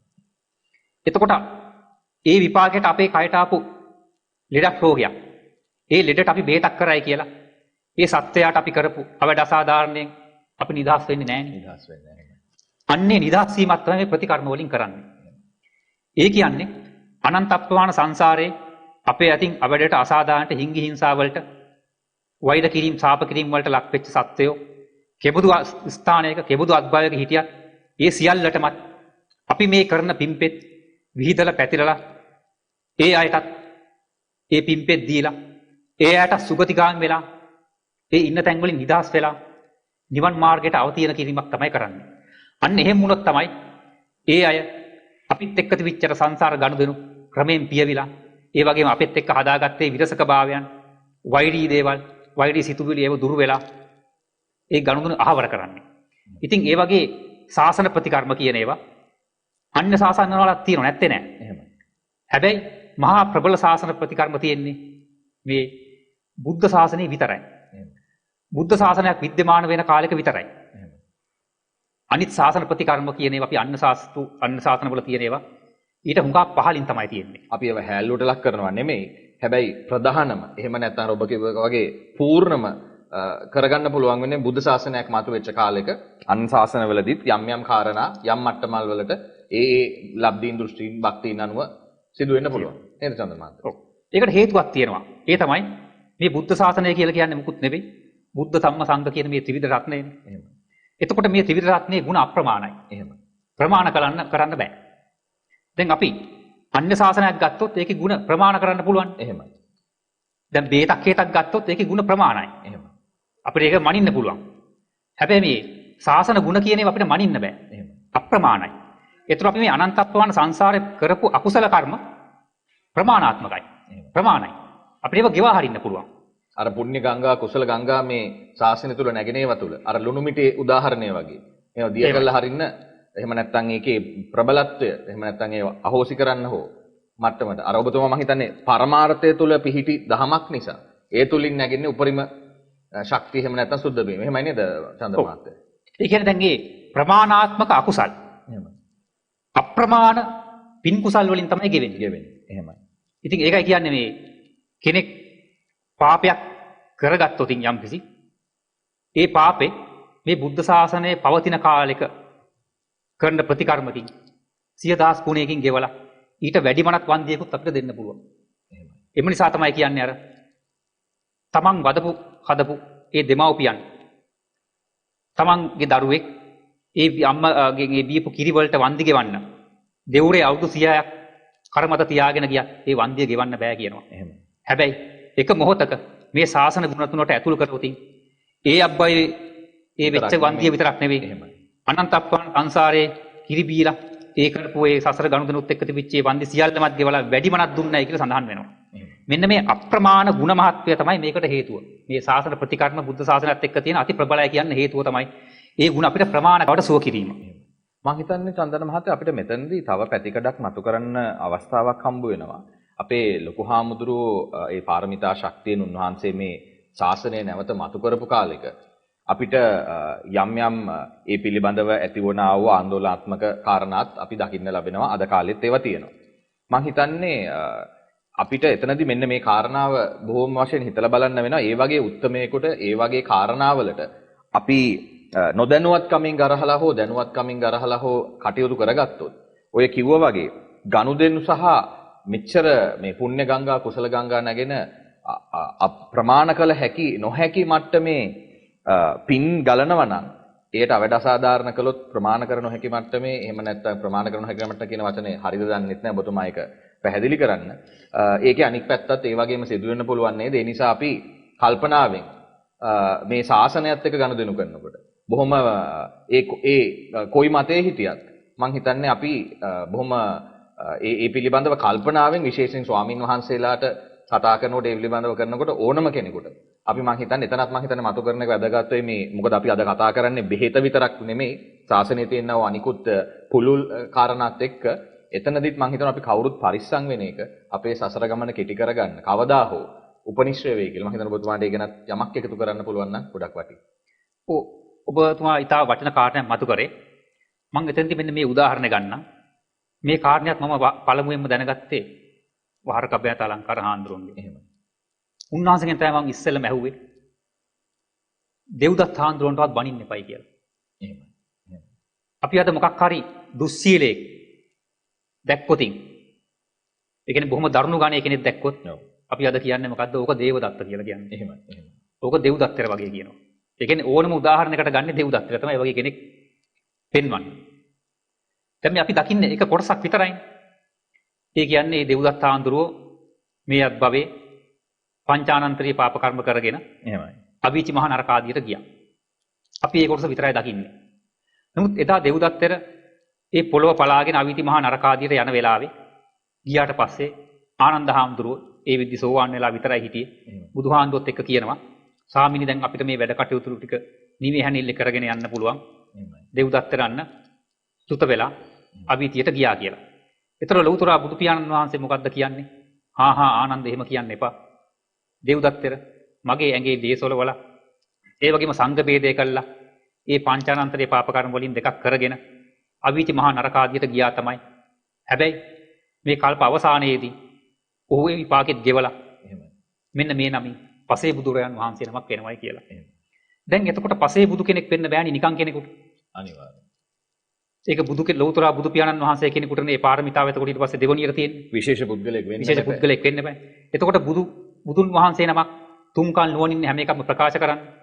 එතකොට ඒ වෙලාවේදී බුදුන් වහන්සේ එහෙම කියන්නේ නෑනේ. දෙව්දත්තර අතීත සංසාරේ එච්චර පෙරුම් පුරලා පාරමිතා පුරලා නැත්නම් එහෙම කියන්නේ නෑනේ දෙව්දත්තර මේ නමින් පසේ බුදු වෙනවයි කියලා.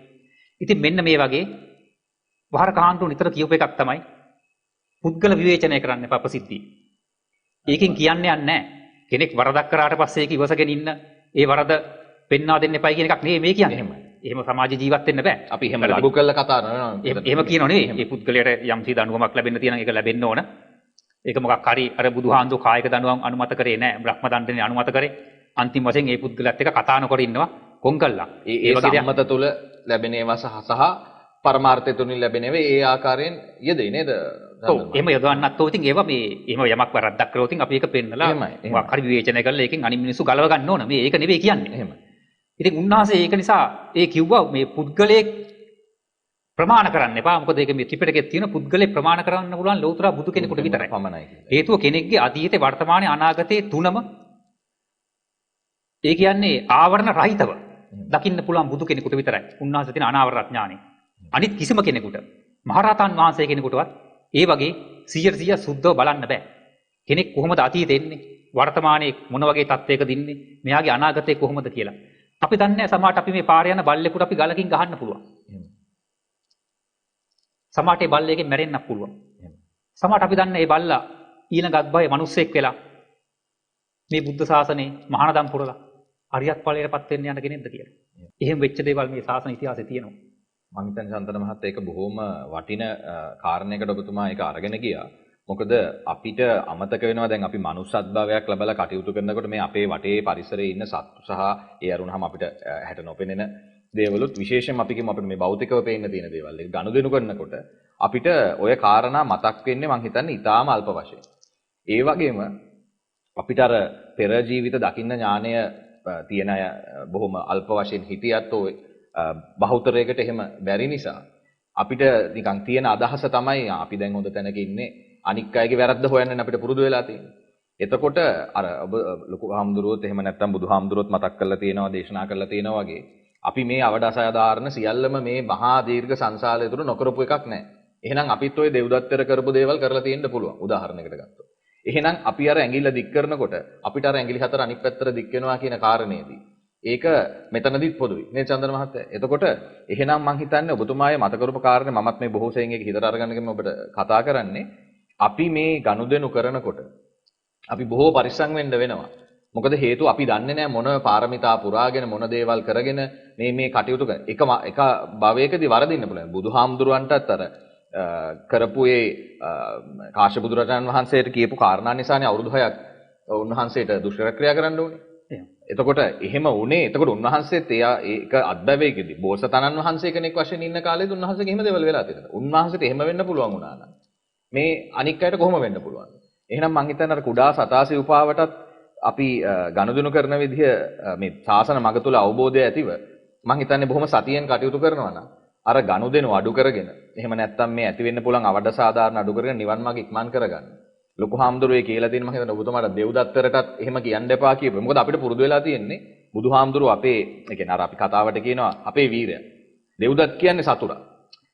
අපි ඒක ගන්න ඒ විදිහට. මොකද අපිට දන්නේ ඒ කාලේ එහෙමනේ. මම හිතන්නේ ඔබතුමාගේ මතු කරපු එක බොහෝ දෙනෙකුට මේ අපි සියලු දෙනාට වටිනවා වෙයි ඉදිරියට මේ කටයුතු කරගෙන යන්න. ඔබතුමාට ඉදිරියට කතා කරන්න පුළුවන්. මම හිතන්නේ ඒක මට මතු කරන්න ඕන උනේ මගේ හිතරත් බොහොම ළඟින් දැනෙච්ච එක ඔබතුමායි කිව්ව කාරණා. ඒ අරුණහම මම හිතන්නේ චන්ද්‍ර මහත්තයා මම මේ තව කරුණක් මතු කරන්න කැමතියි. උන්වහන්සේ මේ සියලු කටයුතු කරේ නිවන මුල් කරගෙන.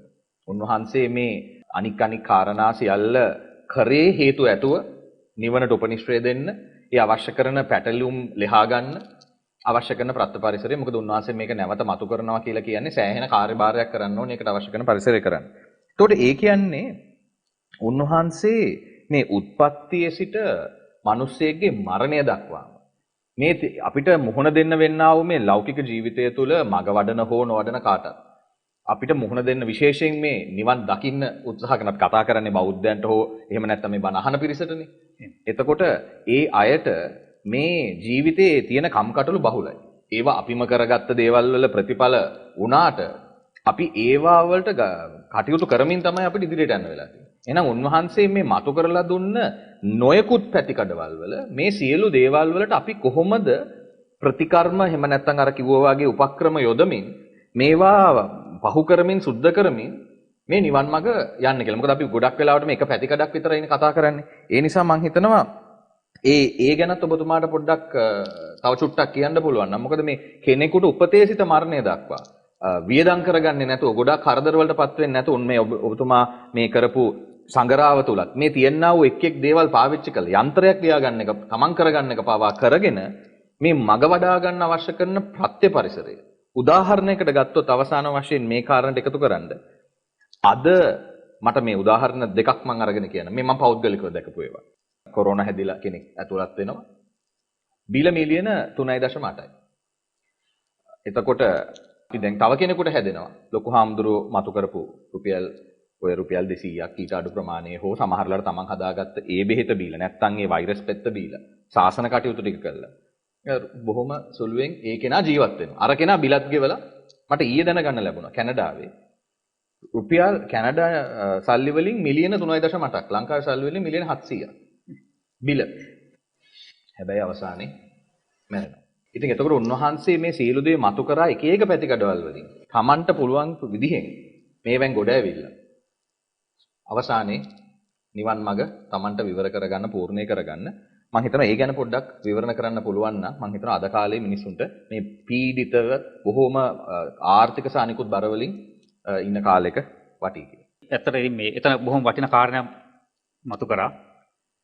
දැන් මේ සාසන ප්‍රතිකර්ම වල තියෙන තව වටිනකමක් තමයි මේව ගඟට කැපු ඉනි වගේ වෙන්නේ. එහෙමයි. ඒතර ඔබතුමා කිව්වා වගේ අපි යම්කිසි රෝහලකට ඇතුළත් වෙලා මිලියන ගාණක බිලක් ගෙවලා මුදලක් ගෙවලා අපේ රෝගයක් සනීප නොවි මුදල් තීවිච්ච සබ්බ සකල ශේෂතත් ඉවර කරගෙන අපිට මැරෙන්න මුනෝති. අපේ වියදමෙන් ඇති පළක් නැහැනේ. එහෙමයි. ඒ බේතෙන් හේතෙන් ඇති පළක් නැහැනේ. එහෙමයි. අපිටම සුව වුණා කියලා. ඒ සුව වෙච්ච එකත් මේ ජීවත් වෙලා ඉන්න කාලෙට විතරයිනේ. එහෙමයි. හැබැයි අපි හිතමු අපි මේ බුද්ධ ශාසනය මුල් කරගෙන ශාසන ප්‍රතිකර්මයක් කරනවා. අපිට ඒකට අර වගේ වියදමක් යන්නෙත් නෑ තමයි. යම් කිසි විදියකින් ඒ පුද්ගලයා අපි හිතමු ඒ ශාසන ප්‍රතිකර්මෙන් ඔරොත්තු දෙන්නේ නැතුව මිය ගියා. එහෙමයි. හැබැයි අර කරපු ශාසන ප්‍රතිකර්මෙ නිවන් දක්නා ජාති දක්වා ඒ පුද්ගලයාගේ පස්සෙන් එනවා.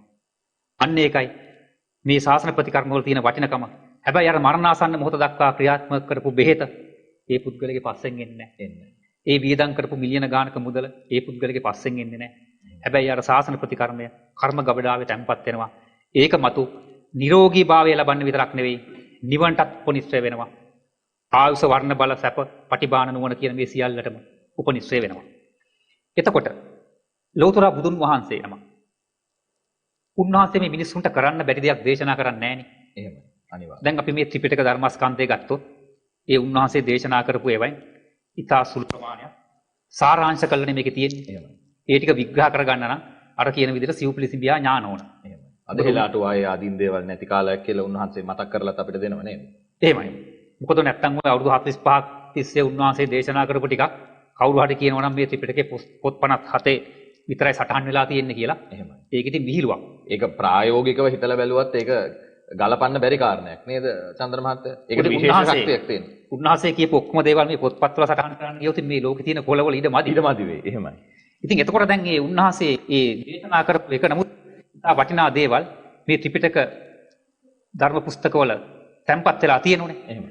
ඉතින් අපි ඒවා අයිමේ අපිට ක්‍රියාත්මක කරන්න පුළුවන් දේවල් අපි ක්‍රියාත්මක කරන්නේ නැත්තේ.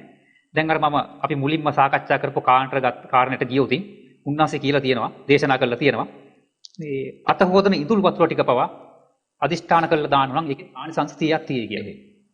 දැන් අපි ආහාර අරගෙන දැන් පිඟාන හොදන්නම් අපිට යම් කිසි වෙලාවක් යනවනේ. එහෙමයි. හැබැයි අපිට මේ පිඟාන හොදන අතරතුරේදී මේ අදිෂ්ඨානය කරන්න 아무තු වෙලාවක් යන්නේ නැහැ. යන්නේ නැහැ. එහෙමයි. ඉතින් ඇයි අපි ඒක නොකරන්නේ? අපිට මේක කටින් කියන්න අවශ්‍ය නැහැ. මේ පිඟාන හොදන ගමන් මේකෙන් ලැබෙන මේ ඉඳුල් වතුර යම්කිසි ජීවියෙකුට ආහාරයක් වෙනවනම් ඒ ජීවියාටත් ආහාරයක් වේවා කියලා එහෙම හයියෙන් කියන්න ඕනේ නැහැ. සමහරට බලාගෙන ඉන්න මිනිස්සුන්ට මේ ගැන අවබෝධයක් නැත්නම් මිනිස්සු hina වේවි. විහිළුතාවට භාජනය කරා මේ මිනිස්සුන්ට පිස්සු කියලා. එහෙමයි. ඉතින් එහෙම හයියෙන් කියන්න ඕනේ නැහැ. හයියෙන් කියන්න වෙලාවක් යෙදුනොත් තමන්ගේ ගෙදර නම් එහෙම තමන්ට කියන්න පුළුවන්. අපි ආගන්තුක ගෙදරකට ගියා නැත්නම් බෙලන්සලකට ගියා. අපි දවසට සාමාන්‍යයෙන් වේල් 3ක් ආහාර ගන්නවා. නැත්නම් කෙනෙක් දෙවේලක් ගන්න පුළුවන්. ඉතින් කොහොම අපි දවසට ගත්තොත් මාසෙට වේල් 60ක් 90ක් අවුරුද්දට අපි වේල් කීයක් නම් ගන්න ඕනේ. ඉතින් අපි අත හොදන අවස්ථා ඉඳුල් වතුර විසි ගන්න අවස්ථා කොච්චර තියෙද? හැබැයි අපි කිසිම අවස්ථාවක මේ අදිෂ්ඨානය කළා තියෙද? නැහැ. හැබැයි බුදු පියාණන් වහන්සේ දේශනා කළා තියෙනවා. එහෙමයි. ඉතින් අපිට ඇයි අද හරි මේක පටන් ගන්න පුළුවන්? අපි හැමතිස්සෙම මේ සිහි කල්පනාවෙන් ඉන්නවනම් දැන් අපි ආහාර අරගෙන ඉවරයි. අපි ජලකරාමේ ගාවට හරි ගිහිල්ලා අත හොදනවනම් මේ ඉඳුල් වතුර කොච්චර මේ ශුද්ධ ජීවින් ඉන්නවද මේ ජලය? ඒ අපවිත්‍ර ජලය යන එක ගිහිල්ලා කොහේ හරි යනවනම් ඒක ඔස්සේ ගිහිල්ලා මේ පොළොවේ කොච්චර ශුද්ධ ජීවින් ඉන්නවද? පණුව ඉන්නවද? මේ ඕනෑම ජීවියෙකුට ආහාරයක් වේවා කියලා අපිට අදිෂ්ඨාන කරන්න පුළුවන් නම් මේක සෑහෙන කාලයක් අපි කරගෙන යනවා නම් අපිට ප්‍රතිඵල දැක ගන්න පුළුවන් මේක. හැබැයි ප්‍රතිඵල බලාපොරොත්තු කරන්න යන්න එපා. මට මෙහෙම ලැබීමක් ලැබෙන්න කියලා. අපේ තියෙන යුතුයකමක් හැටියට, අපේ තියෙන ගනුදෙනු පියවීමක් හැටියට අපි ඒක කරනවා මිසක්. ඉතින් මේ විදියට චේතනාව පිහිටවීම හරි වැදගත් ඒ අවස්ථාවේදී. ඊටමත් වටින විශේෂයෙන් බෞද්ධයන් විදිහට මේ චේතනාව පිහිටවීම. මොකද චේතනාවත් එක්ක තමයි මේ ශක්තිය නැගෙන්නේ. ඒක ශාසන ප්‍රතිකර්මයක් බාටපත් වෙන්නේ.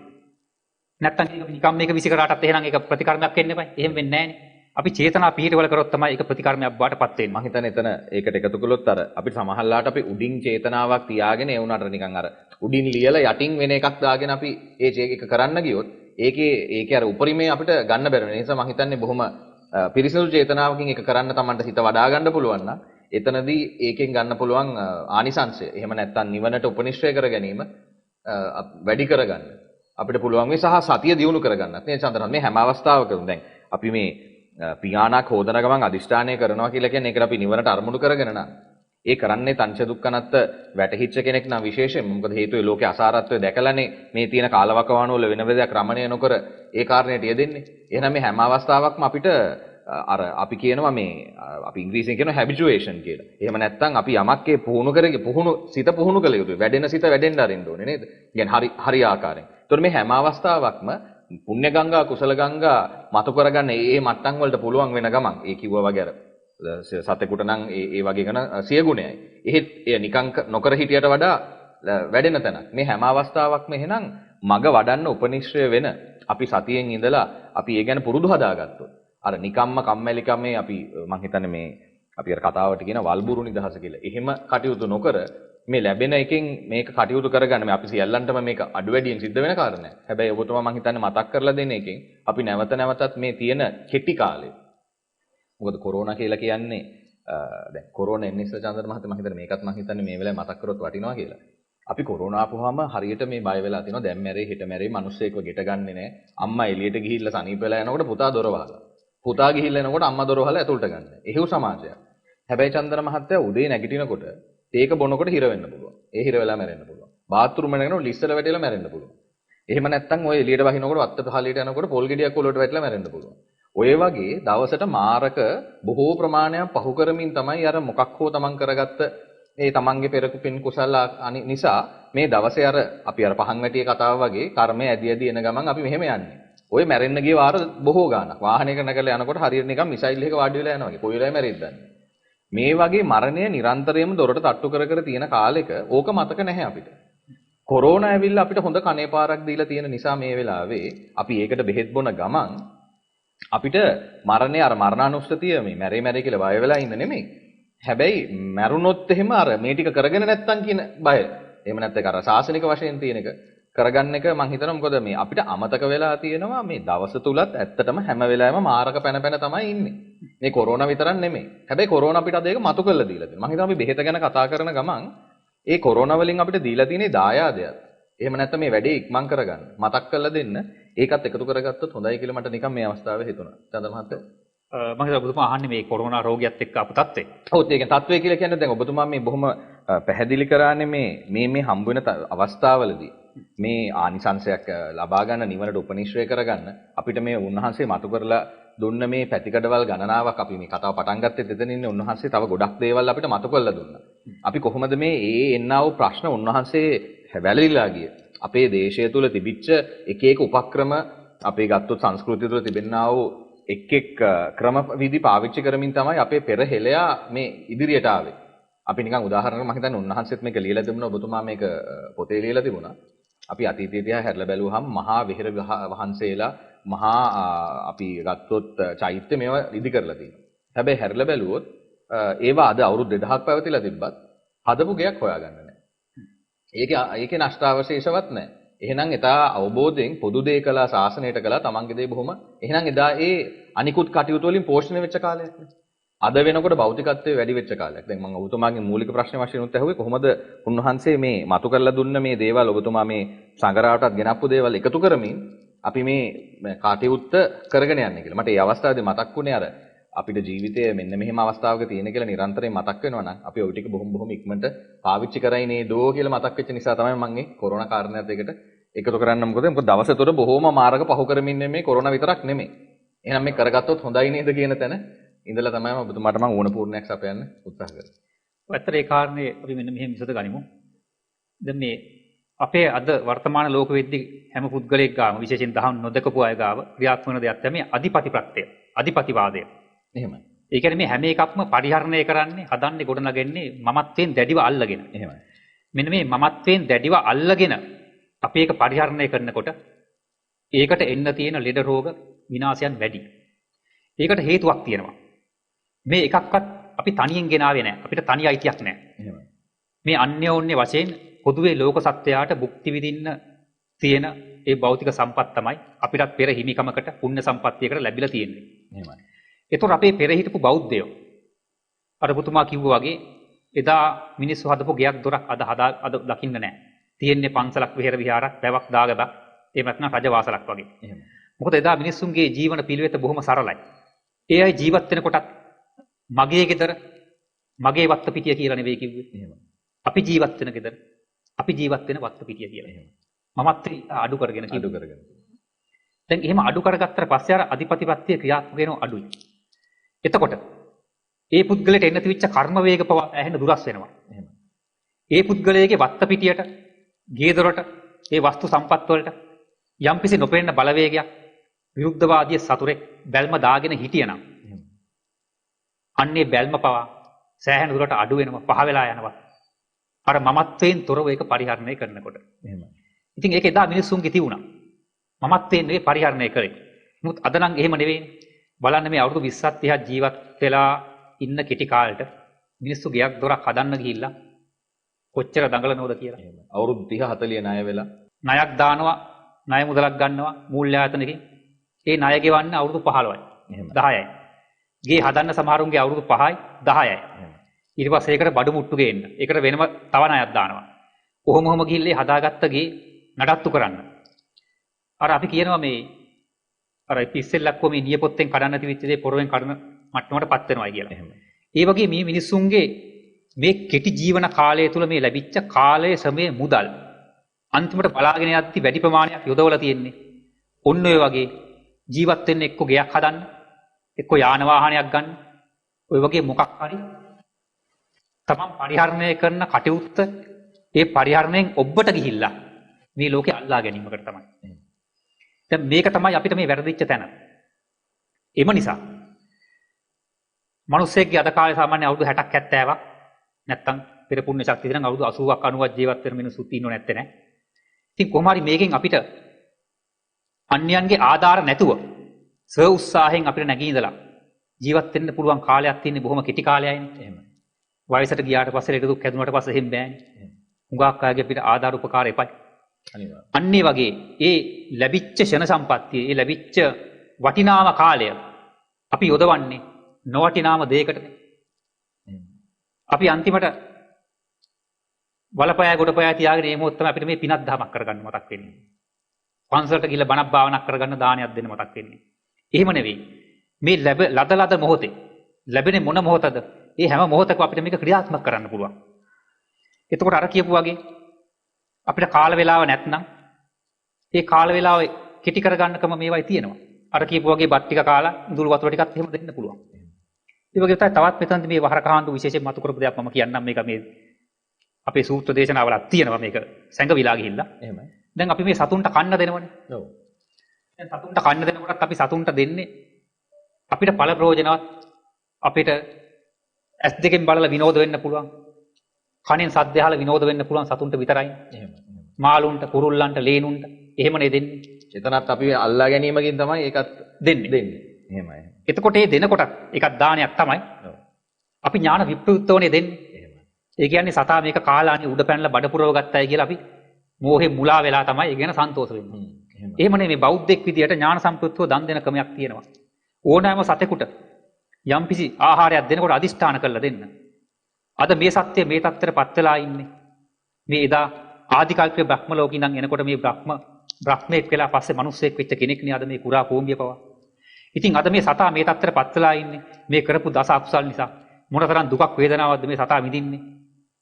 මම මේ දෙන දාණය, ඒ ආහාරය මේ සතාගේ ජීවිතේ පවත්වාගෙන යන්න උපකාර වෙලා මේ සතාට මා කෙරෙහි යම්කිසි චිත්ත ප්‍රසාදයක් හරි නැగిලා ඒ චිත්ත ප්‍රසාදය නිසා සතර පහෙන් හරි නිදාස් වෙන්න හේතු වාසනාවක් වේවා කියලා යම්කිසි ආශිර්වාදයක් ප්‍රාර්ථනාවක් එක්ක අපි දානයක් දෙන්න ඕනේ.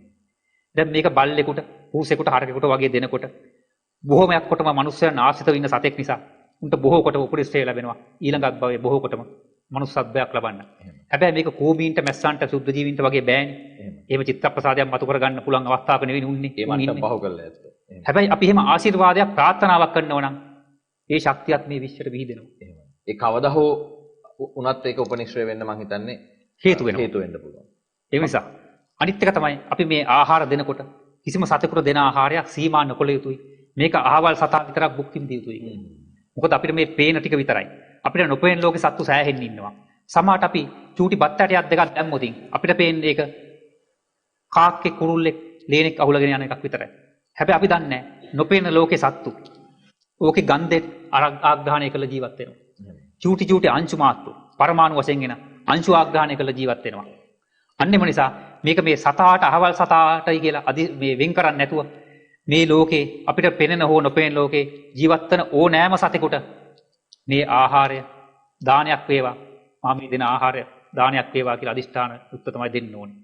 ඒතර අපි එහෙම සීමා කරන්නේ නැතුව අනිත් එක තමයි අපිට මේ අර ප්‍රයෝජනවත් කියලා හිතන සත්තු විතරක් නෙවෙයි.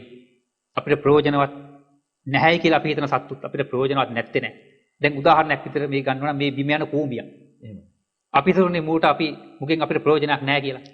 හැබැයි මේ කූඹියක් මීට කල්ප කෝටි ගානකට පෙර ආදි කල්පයේ බ්‍රහ්ම කල්පික මිනිස්සෙක්. එතකොට එදා විහිදපු සුදු ශක්තිය තියෙන විශ්වයට සුද්ධ ශක්තිය. එහෙමයි. ඒ සුද්ධ ශක්තිය නිසා ඒගොල්ලෝ මේ විශ්වයට ලෝකෙට උත්පාදනය කරපු දෙයක්, නිෂ්පාදනය කරපු දෙයක් තියෙනවා. එකතු කරපු දෙයක් තියෙනවා. එයාටත් අයිති කොටසක් මේ පොදු කෑල්ල තුල තියෙනවා. අන්නේ නිෂ්පාදනය නිසාම ඒ බිම යන කූඹියාටත් යම්කිසි දෙයක් හිමි අද. එහෙම. ඒ හිමි කොටස තමයි අපි අද උදුරගෙන තියෙන්නේ බලාත්කාරයෙන්. දැන් බලන්න මේක හොඳ උදාහරණයක්. අපි ගෙදර පාවිච්චි කරන සීනි බෝතලයකට හරි මොකක් හරි පැන් රස දෙයකට කූඹියක් වැහුවා හැටි අපි මොකක්ද කරන්නේ? මුං එක්ක අවුවේ තියෙනවා මැරෙන්න කියලා. එක්ක අතින් පොඩි ගල්ලා ගහලා මරලා දානවා. අපි නිකමටත් හිතන්නේ නැහැ. අපි ලොකු සත්තුන්ට කන්න දෙනවා. අපි අර කූඹියට වෙන අසාධාරණ හිතන්නේ නැහැ නේ. මම හිතන්නේ චන්දන මහත්තයා එතන බහ වැදගත් දෙයක් මතු කරා. ඔය දාණය දැන් එතන දානයක් කරගන්නවා වගේම ඒ අවස්ථාවේ මේ ලෝකේ යථාර්ථය එහෙම නැත්නම් මේ ලෝකේ වැඩ කරන යථාර්ථ ක්‍රමය පිළිබඳ මානසිකාර කිරීමකුත් සිද්ධ වෙමින් තමයි මේක වෙන්නේ. මොකද මේ බර්ම කල්පිතව ආපු විදිහ එහෙම නැත්නම් මේ ඒ ಗುಣ ටික අඩු වීම නිසා ඒ අඩු වෙච්ච ಗುಣ විශ්වයට එකතු වෙලා ඒ තුලින් හැදිච්ච මේ පොදු පරිසරයේ කොටසක සමාජිකයෙක් එහෙම නැත්නම් ඒකේ කොටසක් අයිති නේද? මේ වගේ යථාර්ථය සිහි කරමින් තමයි එක් මට්ටම් වලට මේ කාරණා වෙන්නේ. එතනත් බොහෝ උපනිශ්‍රය වෙන දෙයක් තියෙනව නේද කියලාත් මට හිතෙනවා ඔබතුමා මේක කියනකොට. ඒ අරුණහම මට තව කාරණාවක් මතක් වුණා. ඔය කියන එකට පොඩි උදාහරණයක් මේ වෙන පැත්තකින් දෙන්න. දැන් කියමුකෝ අඹුසැමිය වලකට අම්මා තාත්තා විවාහ වෙන අවස්ථාවේදී අව තෑගි ඔප්පු වලින් දෙනවනේ ඉඩමක්. මේ දෙන්නටම මොන හරි ප්‍රශ්නයක් විරසක වීමක් වෙලා වෙන් වෙච්ච දවසක අපි කියමු ඉඩම් අක්කරයක් දුන්නේ කියලා. අක්කරයක් තමයි දුන්නේ.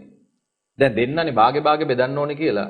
ඕක බෙදන්න ගියාට මේ භාගේ මගේ අර භාගේ මගේ කියලා ඉවර වෙලා එහෙම බෙදන්න බෑ. මොකද නීතිය තුල තියෙන්නේ හැම බිම් අගලකින්ම භාගේ අයිතිය කියලා. දැන් අපි ඕක මේ කිව්ව කතාවට එකතු කරොත් අන්න අර පොදු අයිතිය.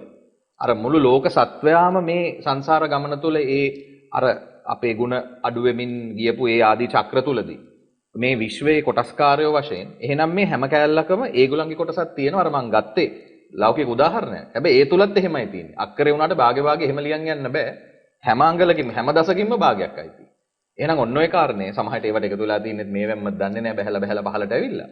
ඔන්න ඔය කියන කාරණාවත් මේ මට මතක් වුණා ඔබතුමා ඒක කියනකොට. මොකද මේ අපි හැම වෙලාවෙම අර උදාහරණ උපහරණත් අරගන්න ඕනේ කියනවනේ මේ කාරණා ගලපනකොට. මම හිතන්නේ ලොකු දෙයක් ඔබතුමා මතක් කරේ මම අපේ ස්වාමින් වහන්සේලා නිරන්තරයෙන් දේශනා කරන කාරණා. හැබැයි අපි මේ උන්වහන්සේ මතු කරපු මේ දේවල් ගැන කතා කරනකොට අපිට ඒ ගැනත් යම් වශයෙන් කතා කරන්න සිද්ධ වෙනවා. මොකද මේ මහගුණ කඳක්. ඒකත් සීමා කරන්න බැරි එකක්. උන්වහන්සේ මේ කොයිතරම්නම් දේවල් මතු කරලා අපිට දුන්නද මේකින් මිදිලා නිදහස් වෙලා යන්න කියලා. එහෙනම් බෙහෙත් ගැන අපි කතා කරා. අපි ඒක අද බලාපොරොත්තු වෙනෙත් මේ අනිකුත් සැඟවිච්ච කාරණා. මම හිතන්නේ ඒකට එකක් එකතු කරන්න ඕනේ ඔබතුමාට මතක් කරන්න. දැන් ඔය කිව්වා වගේ උන්වහන්සේ නැවතත් අර අපේ හෙළයාගාව තිබිච්ච මේ අර ඥාතිබත මේ වගේ දේ ඔබතුමා කිව්වේ මේ භෞතික සත්‍යය විතරක් නෙමෙයි තවත් එක් අයට ඒ තියෙන අයිතිවාසිකම් තියෙන අයට ඒ අයට මේව භාවිතා කරනවා. ඒකට උන්වහන්සේ මේව මතු කරලා දුන්නා. ඔය පෙරේත තටෝ කියලා ලෝක අයින් කරලා තිබුණා. හැබැයි ඉස්සර පෙර තිබුණා. මේ වගේ ගොඩාක් කාරණා ඒවා උන්වහන්සේ මේ මතු කරලා දීලා අපිට උන්වහන්සේගේ අත්හදා බැලීම් තුළින් උන්වහන්සේගේ සමාධියෙන් දුටු විදිහ උන්වහන්සේ දකිනවා මේ පින් අනුමෝදනාවක් කරනකොට මේ පැත්ත වැටිලා ඉන්න කෙනෙක් මේ ශක්තිමත් වෙලා මෙහෙම එන විදිහ අනුමෝදනාව කොහොමද කරන්න ඕනේ? නිවනටයි ඒක මුල් කරන්න ඕනේ නැත්නම් එන්න පුළුවන් කරදර ආදී ඔය වගේ උන්වහන්සේ මේවා ත්‍රිපිටකය තුල සඳහන් වෙච්ච දේ උන්වහන්සේ මෙහෙම අපි මේ දකිනවා වගේ දකිමින් අත්දකිමින් උන්වහන්සේ අපිට මේ දේවල් මතක් කරලා දීලා තියෙනවා. මම හිතන්නේ අර වගේ කාරණා අර ඥාතිබත වගේ දේවලුත් ඔබතුමා මේ කියාගෙන ගිය ඒවට එකතු කරලා අපි බැලුවොත් ඒ වගේ තව පැතිකඩවල් ගොඩක් අපිට මේ වැඩෙන් කරගෙන යන නිදහස් වෙන උන්වහන්සේ ලබා දුන්නා නේද චන්ද්‍ර මහත්තයා? පැහැදිලි. දැන් ඔය ඥාතිපත ගැන කියනකොට අපි උකට අද පෙරේත තටුවේ කිව්වට පස්සේ මිනිස්සු හිතනවා මේ අපි අර සතර පාගත්ත වෙච්ච පෙරේතයන්ට දෙන එකක් කියලා. ඔව් ඥාතින්ටත් බැන්නයි කියලා හිතනවා. අන්න හරි. වැරදි ආකල්පයක් තියෙනවා. වැරදි ආකල්පයක් ගන්න. මුත් මේ පෙරේතය කිව්වට පස්සේ මේ සතර පාගත්ත පෙරේතයම නෙවෙයි. අපි පරහේ යත කියලා කියන්නේ අනුන්ගෙන් ජීවත් වෙන නිසා. එහෙමයි. පරදත්තූප ජීවීන් කියලා කියනවා ඥාති ප්‍රේතයෝ කියලා ඒකට කියන්නේ. එහෙමයි. අපි ඥාති බත කියලා තමයි කියන්නේ. ඉතින් ඕක මේ ත්‍රිපිටකයේ පැහැදිලිවම ජානුස්සෝනිය සූත්‍රය වගේම තිරකුඩ සූත්‍රයේ විස්තර වෙනවා. පෙරේතම් පැවතිච්ච ක්‍රමයක්. එහෙමයි. අපි ඔක සංග්‍රහ වලින් බැලුවොත් හෙළබුදු පියම 8 වෙනි සංග්‍රහව 27 28 29 සංග්‍රහව විග්‍රහ කරලා තියෙනවා. එහෙමයි. දැන් මේ බොහෝ වටිනා දෙයක් තමයි වහරක අභයතාලංකාර හඳු නැවත මතු කරලා දුන්නේ. එහෙමයි. දැන් අපේ මේ මිය පරලෝක ගියපු ඥාතීන් බලනකොට මේ අනන්තප්පාන සංසාරෙන් දිද්දි අපිට සීමා කරන්න බෑ මෙච්චරයි කියලා. අපි දකින්නේ අපේ මේ අත්භවයේ මිය ගිය ඥාති විතරයි. පිය පරපුරේ එහෙම නැත්නම් මව් පරපුරේ ඔය දෙක තාසි විතරයි. ඕනනම් කටක් ඕන අපි මතක නැහැ දැන් වෙනකොට. නම් මතකත් නැහැ. එහෙමයි. හැබැයි එහෙම නෙවෙයි කෙනෙක්ගේ පිය පරපුර ගියොත් අපිට ඒක සිහි කරලා කවදාවත් ඉවර කරන්න බෑ. මව් පරපුර සිහි කරලා ගියොත් අපිට කවදාවත් ඒක කෙලවර කරන්න බෑ. ඉතින් මේ වගේ ඒ සත්ත්ව කොටස් ගත්තට පස්සේ අපි දන්නේ අද කොයි ලෝකෙ ඉන්නවද කියලා. දෙවිය බ්‍රහ්මෙක් වෙලා ඉන්න පුළුවන්, සමහරට අවීති මහ නරකාදී ඉන්න පුළුවන්, අටබහ නරකේ, උසුපත් නරකේ ඉන්න පුළුවන්. එහෙම නැත්නම් තිරිසන් සත්තු වෙලා ඉන්න පුළුවන්. නැත්නම් මේ නොපෙන් ලෝකවල තාමත් ඒ ඥාති ගන්තබ්බේ විදිහට ඉන්න පුළුවන්. එහෙමයි. අන්නේ අයට මේ අපේ සංසාර ගනුදෙනු පීවන ක්‍රමයක් තමයි ওই ඥාතිපත කියලා කියන්නේ. ඒ ගැනම අපි දීර්ඝ වශයෙන් විස්තර කරන්න ඕනේ අර සංග්‍රහ කලාපවල තියෙන නිසා අපි කලාපවල අංක ටිකක් කිව්වොත් චන්දන මහත්තයා. ඔව් 8 වෙනි සංග්‍රහව ඒ වගේම 27 28 29 වෙනි සංග්‍රහව. එහෙමයි. එතකොට ඥාතිපත වෙනම දීලා සාංගික දානයක් එක්ක 12 පිරිකර දාන මේක ඉතා වටින දෙයක්. සාමාන්‍යයෙන් අපි අහලා තියෙන 8 පිරිකරක්. එහෙමයි. වාරක හාමුදුරු සමාධියෙන් මේකට මතු කළා යට ගිය එකක් නැවත මතු කළා දුන්නා. තව පිරිකර 4ක් එකතු කළා. අර 8 පිරිකරට අමතරව තෙල් ගුලාවක්, සෙරෙප්පු දෙකක්, පුඩයක්, හැරමිටියක්. මේ සාමාන්‍යයෙන් අපි මේ මිනිස්සු ජීවත් වෙලා ඉඳි ප්‍රත්‍යපහසුකම් සලස ගන්න විදියට ඒ නොපෙනෙන ලෝක වලටත් නිර්මිත වෙලා නිර්මාණය වෙලා යන ක්‍රමයක් තමයි එකෙන් දෙන්නේ. ඉතින් ඒ ඖෂධත් එක්ක දාලා ඒ වගේ ඥාතිපත වෙනම තියලා සහ බුද්ධ ප්‍රමුඛ මහා සංඝයාට සාංගික දානයක් දීලා 12 පිරිකරක් එක පූජාවක් කළා පින් අනුමෝදනාවක් කළා ඒ පැන් වැඩීමක් කරාට පස්සේ අර මහා නොපෙනෙන බලවේගවල දුක් විඳින්න හිටපු ඥාතියක් බව සෑහෙන නිදහස් වෙනවා. සමහර සතර පාගත නම් ඒකටත් යම්කිසි ප්‍රත්‍යක් ලැබෙනවා. ඒ වගේම යන්න එන්න බැරිව හිටපු ඒ අමනුෂ්‍යයින්ට යන්න එන්න පුළුවන්කම ලැබිලා සමහර අවස්ථාවල චුතිපරිසන්දි වෙලා පවා ඒගොල්ලෝ නිදහස් වෙච්ච අවස්ථා සෑහෙන ලක්ෂ ගාණින් වහරක හාමුදුරුවෝ දැකලා තියෙනවා. ඉතින් මෙන්න මේ වගේ ඥාති බලවේග අපේ ශරීරයට අරක් අරගෙන හිටියොතින් සමහරට ওই දරුණු රෝග අපිට සනීප වෙන්නේ නැහැ. දැන් වහරක හාමුදුරුවෝ මේ වගේ දේවල් අනන්තවත් රෝහලේ ගත කරද්දී දැකලා තියෙනවා. මට මතකයි එක අවස්ථාවකදී උන්වහන්සේ රෝහලක ඉඳෙද්දී වෛද්‍යවරු සුවපත් කරන්න බෑයි කියලා පැත්තකට දාලා තිබිච්ච රෝගියෙක්. ඒ වෛද්‍යවරු දිනවකවානු දීලා තිනවා තව තවත් 2යි 3යි මේ රෝගියා ඉන්නේ. ජීවත් කරන්න බෑ. හැබැයි අපි පුළුවන් උපරිමයෙන්ම මේකට මේ බෙහෙත් කරනවා කියලා. එතකොට දවස් 2ක් ගිහිල්ලා ඒ රෝගියාගේ ඥාති මරණය අවසන් කටයුතු කරගන්න තමයි රෝහලට ආවේ මෙයාගේ දේහය ගෙනියන්නේ. දැන් ලෑස්ති වෙලා ඉන්නේ මේ මට්ටමට. එහෙම. නමුත් එනකොට රෝගියා සුවපත් වෙලා කතා කරනවා. වහරක හාමුදුරුවෝ ඒ වෙලාවේ අල්ලපු ඇඳේ නිසා මේක දැකලා මේ මිනිස්සේ කරපු මේ සංසාරේ පොඩි පිනක් විතරයි සමාධි රොමු වෙලා ආවේ. එහෙම ලේසියෙන් පිනක් කරලා නැහැ. මට මතක විදිහට රුවන්වැලි මහා සෑයට ගිහිල්ලා එකම එක අවස්ථාවකදී කරපු මල් පූජාවක් තමයි. ඒක සිහි කළා තමයි යම්කිසි ප්‍රත්‍යශක්තියක් ඇදලා උන්වහන්සේ මතු කරේ. බලාගෙන යද්දි මේ මිනිස්සෙගේ සියෝ ළඟ වෙලාගෙන අමනුස්සයෝ. බිල්ල, මොලේ, අදවත මේ ඔක්කොම වෙලාගෙන මේ මිනිස්සට නැගිට ගන්න දෙන්න බෑ. දැන් මේ වගේ අවස්ථාවකදී වෛද්‍යවරුන්ට අහුවෙන්නේ නැහැ.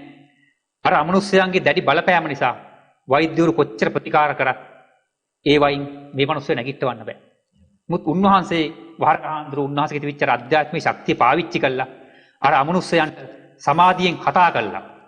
එයාට අවශ්‍ය දේවල් නිර්මිත කළා, නිර්මාණය කළා. උන්වහන්සේගේ මැවීමේ හැකියාවත් තිබුණානේ. එහෙමනේ.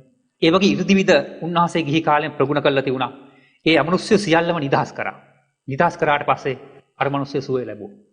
ඉතින් මෙන්න මේ එක උදාහරණයක් විතරයි. බලන්න දැන් ඒ අවස්ථාවේදී මේ කිසිම ඥාතිපතක් නැහැ. කිසි දෙයක් නැහැ. 8 පිරිකරක් 12 පිරිකරක් කිසිම දෙයක් නැහැ. පරණ පුණ්‍ය අර පින තමයි ඇදලා උන්වහන්සේ. මම හිතන්නේ චන්දන මහත්තයා එතන පොඩ්ඩක් පුළුවන් නම් තව උදාහරණයක් දෙකක් අරගෙන මේ කැලල මතු කරන්න. මොකද උන්වහන්සේට විශේෂ හැකියාවක් තිබුණා. උන්වහන්සේගේ අභිඥා ශක්තියෙන් මතුවෙන ගිහි කාලය තුල සහ පැවිදි කාලය තුල අරගත්තත් උන්වහන්සේට මේ කෙනෙක්ව අල්ලන්නේ නැතුව ඒ කිරණ විහිදුවල ආධ්‍යාත්මික ශක්තිය පාවිච්චි කළා. ඔය ඒ තියෙන ප්‍රශ්නේ මොකද්ද? ඒකේ අග මුල බලලා ඉවර වෙලා මේ ප්‍රතිකාර කිරීමේ හැකියාවක්. මම හිතන්නේ ඒ ගැනත් පොඩ්ඩක් කියලා ඔබතුමා දන්න යම් උදාහරණ ටිකකුත් කිව්වොත් මම හිතනවා ප්‍රේක්ෂකයන්ට තවත් එක බොහෝ වැදගත් වෙයි කියලා. ඔය ඇත්තට මේතන්දි මේ එහෙම කිරණ ශක්තියක් උන්වහන්සේට මේ වගේ අත විහිදුවල එහෙම කරන්න පුළුවන් ශක්තියක් තිබුණා. සමහර අවස්ථාවලදී ඒ කාලේ තිබිච්ච කැමරාවලත් ඒ කිරණ ශක්තිය විහිදෙන එක සටහන් වෙලා තිබුණා. හැබැයි මේ වර්තමානයේ ඇත්තට එහෙම අවස්ථාවක් අපිට මේ මෑත කාලේ අවුරුදු 4-5කින් එහෙම ඒ කාලේ වෙද්දී උන්වහන්සේ කටයුතු නවත්තලා තිබිච්ච නිසා මතක බලා ගන්න අවස්ථාවක් තිබුණේ නැහැ. නමුත් දැන් තියෙන ওই කිරිලියන් වගේ කැමරාවක් මේ කාලේ තියුණා. ඒක බොහොම පහසුවෙන් සටහන් කරගන්න පුළුවන්. එහෙමයි. ඒ අවස්ථාවේදී කිරණ ශක්තියක් උන්වහන්සේ මතු කරා. ඒ වගේම විශේෂයෙන්ම කිව්වා මට මතකයි ඒ වගේ ලෙඩෙක් රෝගියෙක් ආවොතින් උන්වහන්සේට අතීතේ බලන්න පුළුවන් කර්ම වේගات එක්ක. එහෙමයි. එතකොට ඒ කිරණ වේගයක් අල්ලලා ඒ මිනිස්සෙගේ ඇගේ තියෙන ඒ කළු කිරණ උන්වහන්සේ ඇඟට අතවත් තියන්නේ නැතුව කිසිම බේතක් හේතක් පාවිච්චි නොකර අර කිරණ ශක්තියෙන් ඇද්දලා ගන්නවා. ඇදලා අරගෙන ඕක ඉස්සෙල්ලම දාන්නේ මහ පොළොවට. හැබැයි උන්වහන්සේගේ අනුකම්පාව දයාව කොච්චරද කියනවනම් ඒක මහ පොළොවට දාලා තියන්නේ. මොකද මහ පොළොවේ ඉන්න ජීවීන්ටත් ඒක අහිත කරා. ඒ නිසා උන්වහන්සේ දෙවණියට අදිෂ්ඨාන කළා. ඒ මහ පොළොවට ගියපුවාට විස කිරණ ශක්තිය එතනින් අද්දලා මහා සාගරයට මහ මුහුදට ඇදලා දානවා. හැබැයි මහ මුහුදෙත් ඉන්න ජීවීන් ඒ මහ මුහුදේ ඉන්න ජීවීන් මාළු වගේ තව සෑහෙන ඉන්න ජීවීන් උන්ටත් හානි කරන නිසා උන්වහන්සේ අදිෂ්ඨාන කළ නැවතත් ඒක මකර කට කියලා කියන වඩබාව කියලා කියන අපි අද කියන්නේ ඔය බර්මියුඩා ත්‍රිකෝණය කියලා කියන. එතනට ඇදලා දානවා. ඒ කියන්නේ ඒක අර කිසි දෙයකට හානි නොවි අවසානයේ අයින් වෙන්න පුළුවන් තැනකට උන්වහන්සේ. එතකොට මම මේ කල්පනා කරේ ඔබතුමා ඒක මතු කළා දෙනවා. මම මේ පළවෙනි වතාව ඔබතුමා මේ කාරණාව අහන්නේ මම දැන් මේක අයින් කරා කියන කාරණාව දැනගෙන තිබුණා.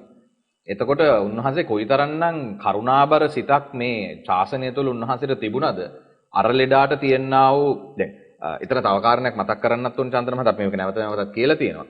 මේ කිසිම බෙහෙතක් හේතක් උන්වහන්සේ කරේ නැහැ. ඒ පිරිස ශාසන කටයුත්තකට සම්බන්ධ වෙලා බෝධි පූජාවට හෝ යම් දෙයකට සම්බන්ධ වෙලා ඒ තුලින් ඊට පසුව මේ කරපු කාරණයක් එකත් මතක් කරලා දෙන ගම උන්වහන්සේට කොයිතරම්නම් ඒ හිත මොන වගේ වෙන්නේ නැද්ද කියලා හිතනවා. ඒ කෙනාව සුවපත් කරලා පොළොවට ඇදලා අරගෙන එතන ඉන්න කයට හානියක් වෙයි කියලා මොහොතටත් අරගෙන එතනින් අර වගේ හානියක් නොවන තැනකින් මේක අයින් කරන්න එකක් උන්වහන්සේගේ හිත. අනික උන්වහන්සේ කොහොමද ශක්තියක් නගාගෙන තියෙන්නේ නැද්ද? එහෙම ශක්තියක් තිබිලත් උන්වහන්සේ කොයිතරම් නිහතමානීද කියන එකත් හිතුවාම මේ ආර්යයන් වහන්සේලාගේ ගුණ කඳ කොහොමද කියලා අපිට හිතා ගන්නත් හරි අමාරුයි. ඒකත් ආශ්චර්යයි.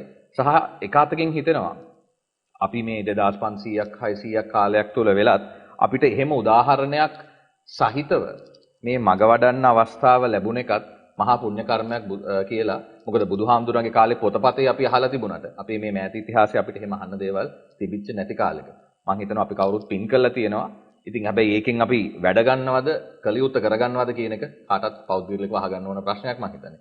තව ටිකක් අපිට තව උදාහරණ කිහිපයක් එහෙම චන්ද්‍ර මහත්තයා අපිට කියන්න පුළුවන්. උන්වහන්සේ මේ වගේ මේ අයට උදව් කරපු. හැබැයි ඒක අර සාසනික මග කොටසත් මතක් කරලා දෙන ගමන්ම කිව්වොත් මොකද ගොඩක් අය පටල ගන්න ඉඩ තියෙනවා. සමහරලාට මේ මගින් ඇහුවොත් මේ වෙලාවේ සම්බන්ධ වුණා නම් අලුතෙන්ම සම්බන්ධ වෙන කෙනෙක් නම් මේ අපේ ලොකු හාමුදුරුවෝ මේ බෙහෙත් විතරක් එහෙම නැත්නම් මේ ඒ අනිකුත් පරිබාහිර දේවල්ද කරේ උන්වහන්සේ. එහෙම නැත්නම් මේ හැම කටයුත්තකම සාසනය මුල් කරගෙන නිවන මුල් කරගෙන ඒකට හේතු ඇතුව තමයි උන්වහන්සේ මේ දේවල් මතු කරේ කියන එක මම නැවතත් මතක් කරනවා. මොකද ඒ සාධාරණේ කළ යුතු නිසා. ඔබතුමාට තව උදාහරණ කිහිපයකින් මොකද අපි ඉන්නේ මම හිතන්නේ අවසාන විනාඩි කිහිපේ ඒකත් අරගෙන අපි අවසාන කොටසට යමු චන්දන. ඔව් අතර උන්වහන්සේ ශාසන ප්‍රතිකර්ම වලින් තොරව බේත්තේත් කරන්න ගියේ නැහැ. එහෙමයි. ඒක ප්‍රධාන කාරණා දෙකක් නිසා ඒකෙන් කර්ම වේගය ගෙවෙන්නේ නැහැ. අනිත් එක තමයි නොපෙනෙන ලෝකවල ඉන්න බලවේග, අමනුෂ්‍ය බලවේග ඒවට පහර දෙනවා. ඒකෙන් Tamanටත් දොස් දෙන්න පුළුවන්. එහෙමයි. ඒ අයගේ ගනුදෙනු පිය වෙන්නේ නැහැ. ඒ නිසා තමයි ශාසන ප්‍රතිකර්ම කළා ඒ එන්න තියෙන දොස් අයින් කළා සසර ගනුදෙනු පියවල තමයි මේ භෞතික කායට එන බේත්තේට කරේ. එහෙමයි. දැන් එතකොට උන්වහන්සේ මතු කරපු ශාසන ප්‍රතිකර්ම සෑහෙන ප්‍රමාණයක් තියෙනවා. මම ඒක කෙටියෙන් සඳහන් කරන්නම්. මේ සංග්‍රහ කලාප කියවලා ඒව අධ්‍යයනය කරලා Tamanට ගෙදර ඉඳගෙන මහ විශාල මුදලක් කාලයක් ශ්‍රමයක් ලොකුවට වියදම් නොකර කරගන්න පුළුවන්. ඉතින් මේ සංග්‍රහව කෙනෙකුට මිලදී ගන්න බැන්නම්. මොකද අපි මේ සංග්‍රහව අද වෙද්දි රුපියල් 25කට දෙන්නේ. මේකේ මුද්‍රණ වියදම විතරක් අපිට යනවා රුපියල් 33ක්. ඒ තරම් අපි අඩු මුදලකට දෙන්නේ. අපි මේක කිසිම ආකාරයක කවදාවත් ලාභ ලැබීම පරමාර්ථයෙන් මේ හෙළපොදු වීම සංග්‍රහ පටන් ගත්තෙත් එහෙමයි අද වෙනකොට ගෙනියන්නෙත් එහෙමයි මතුත් එහෙමයි. අපිට ඕනේ අපිට අවශ්‍ය වෙලා තියෙන මේ මහා වටිනා දහම් කරුණු ලෝකයාට නැවතත් මේවා කාලයාගේ යෑමෙන් සැඟව යාමට මත්තෙන් හෙළි කරන්න. එහෙමයි. ඉතින් එම නිසා අපි මේ සංග්‍රහය සියම අද වෙනකොට අන්තර්ජාලයට මුදා හැරලා තියෙනවා. මිලදී ගන්න බැරි කෙනෙක් ඉන්නව නම් ප්‍රායෝගික අපහසුතාවයක් තියෙනවා නම් අන්තර්ජාලයට ගිහිල්ලා හරි මේ සංග්‍රහ පිරික්ස කරලා බලලා ඒව භාගත කරගන්න පුළුවන්. එහෙමයි. ඒතර ශාසන ප්‍රතිකර්ම ගැන කිව්වොත් මම කියන්නම් ඒවා සටහන් වෙලා තියෙන සංග්‍රහ. දැන් ඔය තියෙන 12 පිරිකර දානේ සාංගික දානෙත් එක්ක ඥාතිපතක් දෙන හැටි 27 28 29 සංග්‍රහ කලාපවල සටහන් කරලා තියෙනවා. ඒ වගේම තමයි අපේ මේ පැරණි තිබිච්ච තවත් ක්‍රමවේදයක් තමයි සෙනසුරු බලු කප්පු දානයක්. දින 7ක් තිස්සේ දීලා අවසන් දිනේදී තමන්ගේ වයසට වැඩිය බත් මොල් ටිකක් බැඳලා දුගී මගී යාචකයන්ට දීලා පන්සලට ගිහිල්ලා බෝධි පූජාවක් තියලා හැබැයි ඒ බෝධි පූජාවේ අපි අද තියෙන විදියට අර මතු පිටින් අල්ලන බෝධි පූජාවක් නෙවෙයි පරමාර්ථ බෝධි පූජාවක් තියෙන නිදහස් වෙන ක්‍රමය 39 40 සංග්‍රහ කලාප දෙකේ තියෙනවා. ඒ වගේම තමයි හිසේ සිට දෙපතුල දක්වා විශේෂයෙන් හිස මුල් කරගත්ත රෝගවලට ඒ වගේම විශේෂයෙන්ම අධ්‍යාපනය හදාන දරුවන්ට එහෙම නැත්නම් විශ්වවිද්‍යාල ශිෂ්‍යයන්ට නැන්නුවන වැඩෙන්න මේ ශාසනය මුල් කරගෙන පහන් පින්කමක් කරන හැටි 55 වෙනි සංග්‍රහයේ දක්වලා තියෙනවා. ඒක යම් කිසි කොටසක් 56 වෙනි සංග්‍රහයටත් ගිහිල්ලා ඇති. ඒ වගේම තමයි මේ ශාසනය මුල් කරගෙන මහා ඖෂධ පූජාවක් පවත්වන විදිය 29 වෙනි කලාපේ සඳහන් කරලා ඇති. ඒ වගේම මේ ඖෂධ පූජාවේ තියෙන වටිනාකම 50 වෙනි කලාපේ සඳහන් කරලා ඇති. ඒ වගේම 86 87 කලාපවලත් යම් කිසි ප්‍රමාණයක් සටහන් කරලා ඇති. ඊළඟට තවත් වටිනා කාරණයක් තමයි මේ හැම බේතක්ම ප්‍රත්‍යවේක්ෂා කරලා පරිහරණය කිරීම. ඒතර ප්‍රත්‍යවේක්ෂා කරලා ගැනීම ඉතාමත් වටිනවා. ඒක ලොකු දීර්ඝ විස්තරයක්. ඒ ප්‍රත්‍යවේක්ෂා කරලා බේතක් ගන්න ක්‍රමවේදයක් ඉතා විස්තර සහිතව 53 වන කලාපේ සඳහන් කරලා තියෙනවා. ඒ වගේම තමයි පණට පණක් කියලා කියන අපේ පෙර තිබිච්ච ක්‍රමයක්. කෙනෙක්ගේ ප්‍රාණය අවසන් වෙන ළඟ නම් ඒ කාලේ තිබුණ මේ සසුන වෙනුවෙන් පොදුවේ ශාසනය වෙනුවෙන් පොල් පැලයක් හිටවලා ඒ ප්‍රාණය කැප කරන ක්‍රමයක්. අන්නේ ශාසනය මුල් කරගෙන පොල් පැලයක් හිටවන ක්‍රමයක් 83 වෙනි සංග්‍රහයේ සටහන් කරලා ඇති. ඒක අර කලු කිරණ එහෙම ඒකට ඇදිලා අර ඒ වගේ පැතිකඩකුත් මම හිතන්නේ මතු කරලා තියෙනවා නේද ඒකේ. ඒ කියන්නේ ඒ අයට කියවලා මම හිතන්නේ ගැන කරුණු දැනගන්න පුළුවන්. සෑහෙන විස්තරයක් එක දැනගන්න පුළුවන්. ඊළඟට අපි දැන් මේ කතා කරා මේ කමඨහන් වැඩිවීමක් ගැන. ඒ කමඨහන් නිවන් දකින්න විතරක් නෙවෙයි අපේ මේ ලෙඩ රෝග වලට අපවා සෑහෙන ප්‍රත්‍යයල එන්න තියෙන බාධක සෑහෙන බැඩපවත්තගෙන අමනුෂ්‍ය දෝෂ මැඩපවත්තගෙන හැදිච්ච රෝගයක් තියෙනම් ඒක ඉක්මනටම සනීප වෙන්න පුළුවන් ක්‍රම රටාවක් ඒවෙන් විස්තර කරන්නේ. අන්න එහෙම වටිනා කමඨහන් මාලාවක් 80 සංග්‍රහයේ ඉඳන් 100 වෙනි සංග්‍රහව දක්වා එහෙම විස්තර කරලා ඇති. ඒ වගේම තමයි මේ ගිරිමානන්ද සූත්‍රයේ විස්තර වෙනවා ලෙඩ රෝග හට ගන්නා ක්‍රම 8ක්. ඔය සෙම්ම සමුත්ථාන, පිත්ත සමුත්ථාන, වාස සමුත්ථාන ආදී වශයෙන් ගිහිල්ලා එතනදී තියෙනවා මේ සන්නිපාත ආබාධා කියලා. ඒ කියන්නේ මේ අමනුෂ්‍ය රෝග දුරු කර ඒවත් අමනුෂ්‍යයෙන් මගින් රෝග ඇති වෙනවා. ඒ වගේම තමයි විසම පරිහාරජා ආහාර ඒ කියලා ඒ කියන්නේ මේ විසම ආහාර පරිහරණයෙන් රෝග ඇති වෙන ක්‍රමයක් විස්තර කරලා තියෙනවා. ඒ නිසා තමයි වරකහාඳුන නිතරම දේශනා කරේ මේ දැන් තියෙන රෝග වලට බොහෝකටම රෝග විපත්තිය මුල් වෙලා තියෙනවා. ඒකේ ප්‍රධානම කාරණයක් තමයි අපි පරිහරණය කරන ආහාර. අන්නෙම නිසා මේ වසවිස මුල් කරගෙන මේ වසවිස යොදලා සකස් කරපු ආහාර වලින් අපිට ලෙඩ රෝග ඇති වෙන ක්‍රමවේද 59 වෙනි කලාපේ ඉඳන් 70 වෙනි කලාපේ දක්වා විස්තර කරලා ඇති. ඒ වගේම තමයි වසවිස ආහාර වලට එරෙහි විකල්ප කියලා අපි විස්තර කරලා තියෙනවා 74 වෙනි සංග්‍රහයේ ඉඳන් 97 දක්වා සංග්‍රහ කලාප වලින්. ඉතින් ඒව කියවලා බලලා ඒවට කියන්නේ අපි ප්‍රයෝග සම්පatti කියලා ඒවත් යොදා ගන්න. ඊළඟට මේ ශාසනයේ උදෙසා පඳුරු ගැට ගහන විශේෂම ක්‍රමයක්. පඳුරු කියන්නේ ප්‍රතිසංස්කරණයට උර දෙනවයි කියන එක. එහෙම. මේකේ අර්ථය ඒකෙත් විස්තර කරලා තියෙනවා. ශාසනයේ උදෙසා පඳුරු ගැට ගහන ක්‍රමයක් 86 87 කලාපවල විග්‍රහ කරලා ඇති. ඒ වගේම ලෞකික ලෝකෝත්තර මෙලොව පරලොව නිවන මේ තුන් අභිවෘද්ධියටම හේතු වන විදියට බෝධි පූජාවක් කරගන්න ක්‍රමයක් 86 87 88 කලාපවලින් විග්‍රහ කරලා ඇති. ඊට අමතරව අර ඔබතුමා කලින් කිව්වා වගේ තවත් වටිනා ක්‍රම වේදයක් 84 කලාපෙන් විස්තර කරලා ඇති. ඖෂධීය යන්ත්‍රයක් සකස් කරගන්න විදිය ඉතාමත් අඩු වියදමකින් කාටවත් හානියක් හිංගියක් හිංසාවක් නොකර බොහොම පහසුවෙන් සකස් කරගන්න පුළුවන් ඖෂධීය යන්ත්‍රයක්. මේ යන්ත්‍රය අපි 84 සංග්‍රහය පළ කරාට පස්සේ ඇත්තම සෑහෙන මේ මග වඩාගෙන යන භික්ෂුන් වහන්සේලා ගිහි පින්වතුන් ඒක සකස් කරගෙන පරිහරණය කළා සෑහෙන ප්‍රතිඵලයක් ලබාගෙන තියෙනවා. ඊට අමතරව තවත් ප්‍රයෝග සම්පත්තියක් වශයෙන් 12 13 14 15 වෙනි සංග්‍රහයේ මහා වටිනා බුද්ධ බලයන්ට හතරක් සකස් කරගන්න විදිය Tamanට තනියෙන්ම සකස් කරගන්න විදිය සටහන් කරලා තියෙනවා. ඉතින් මේ වහරකහාන්තු මතු කරපු මහා ප්‍රබල සාසනික ප්‍රතිකර්ම අතර කිහිපයක් විතරයි. ඒව ඉතින් Tamanට පරිහරණය කළා මහලොකු වියදමක් යන්නේ නැතුව කාගවත් පිටිපස්සේ යන්නේ නැතුව කට්ටඩියන් පිටිපස්සේ යන්නේ නැතුව Tamanට තනියෙන් කරගන්න පුළුවන්. ඒ සියල්ලම මේ ශාසනය මුල් කරලා තමයි මතු කරලා තියෙන්නේ. ඒ විතින් ප්‍රයෝග සම්පත්තියක් වශයෙන් පාවිච්චි කරන්න. ඒ වගේම තමයි ශාසනික ප්‍රතිකර්ම වශයෙන් පාවිච්චි කරන්න පුළුවන් මේ දේවල් ඒ විදිහට පාවිච්චි කරලා. ඒ වගේම ඊට අමතරව උන්වහන්සේ මතු කරපු බෙහෙත් සමාධියෙන් මතු කරපු මේ බෙහෙත් තේත් පව අපි සංග්‍රහයේ මේ විදිහ සෑහෙන පළ කරලා තියෙනවා. මම අර කලින් සඳහන් කරා වගේ තවත් අපිට ඉතාමත්ම 14ක් විතර තවත් සටහන් කරන්න තියෙන්නේ. ඒවත් නුදුරු අනාගතයේදීම සටහන් වේවි. ඒව පරිහරණය කරන්න පුළුවන් අයට හදලා දෙන්න. ඒ වගේම මේ බෙහෙත් හදලා ශාසනය මුල් කරගෙන බුද්ධ ප්‍රමුඛ මහා සංඝයාට පූජා කරන්න. තමන්ගේ ගමේ පන්සලේ ඉන්න හාමුදුරුවන් වහන්සේලාට පුළුවන් නම් මේ බෙහෙතක් හදලා පූජා කරන්න. සාංගික කරන්න උන්වහන්සේලා කියලා අනුමೋದනාවක් කරගන්න සාංගික කළා. එහෙම නැත්නම් උන්වහන්සේලාගේ ಗುಣ දොස් හොයන්න යන්නේ නැතුව අර අච්චරා සංඝ සූත්‍රයේ තියෙනවා මේ හැම භික්ෂුන් වහන්සේ කෙනෙක් ගාම ගුණයක් තියෙනවා. අන්නේ පුද්ගලික වශයෙන් භික්ෂුන් වහන්සේලාගේ මේ ಗುಣ දොස් හොයන්න යන්නේ නැතුව ಗುಣ සිහි කළා ශාසනය උදෙසා පූජා කරන්න.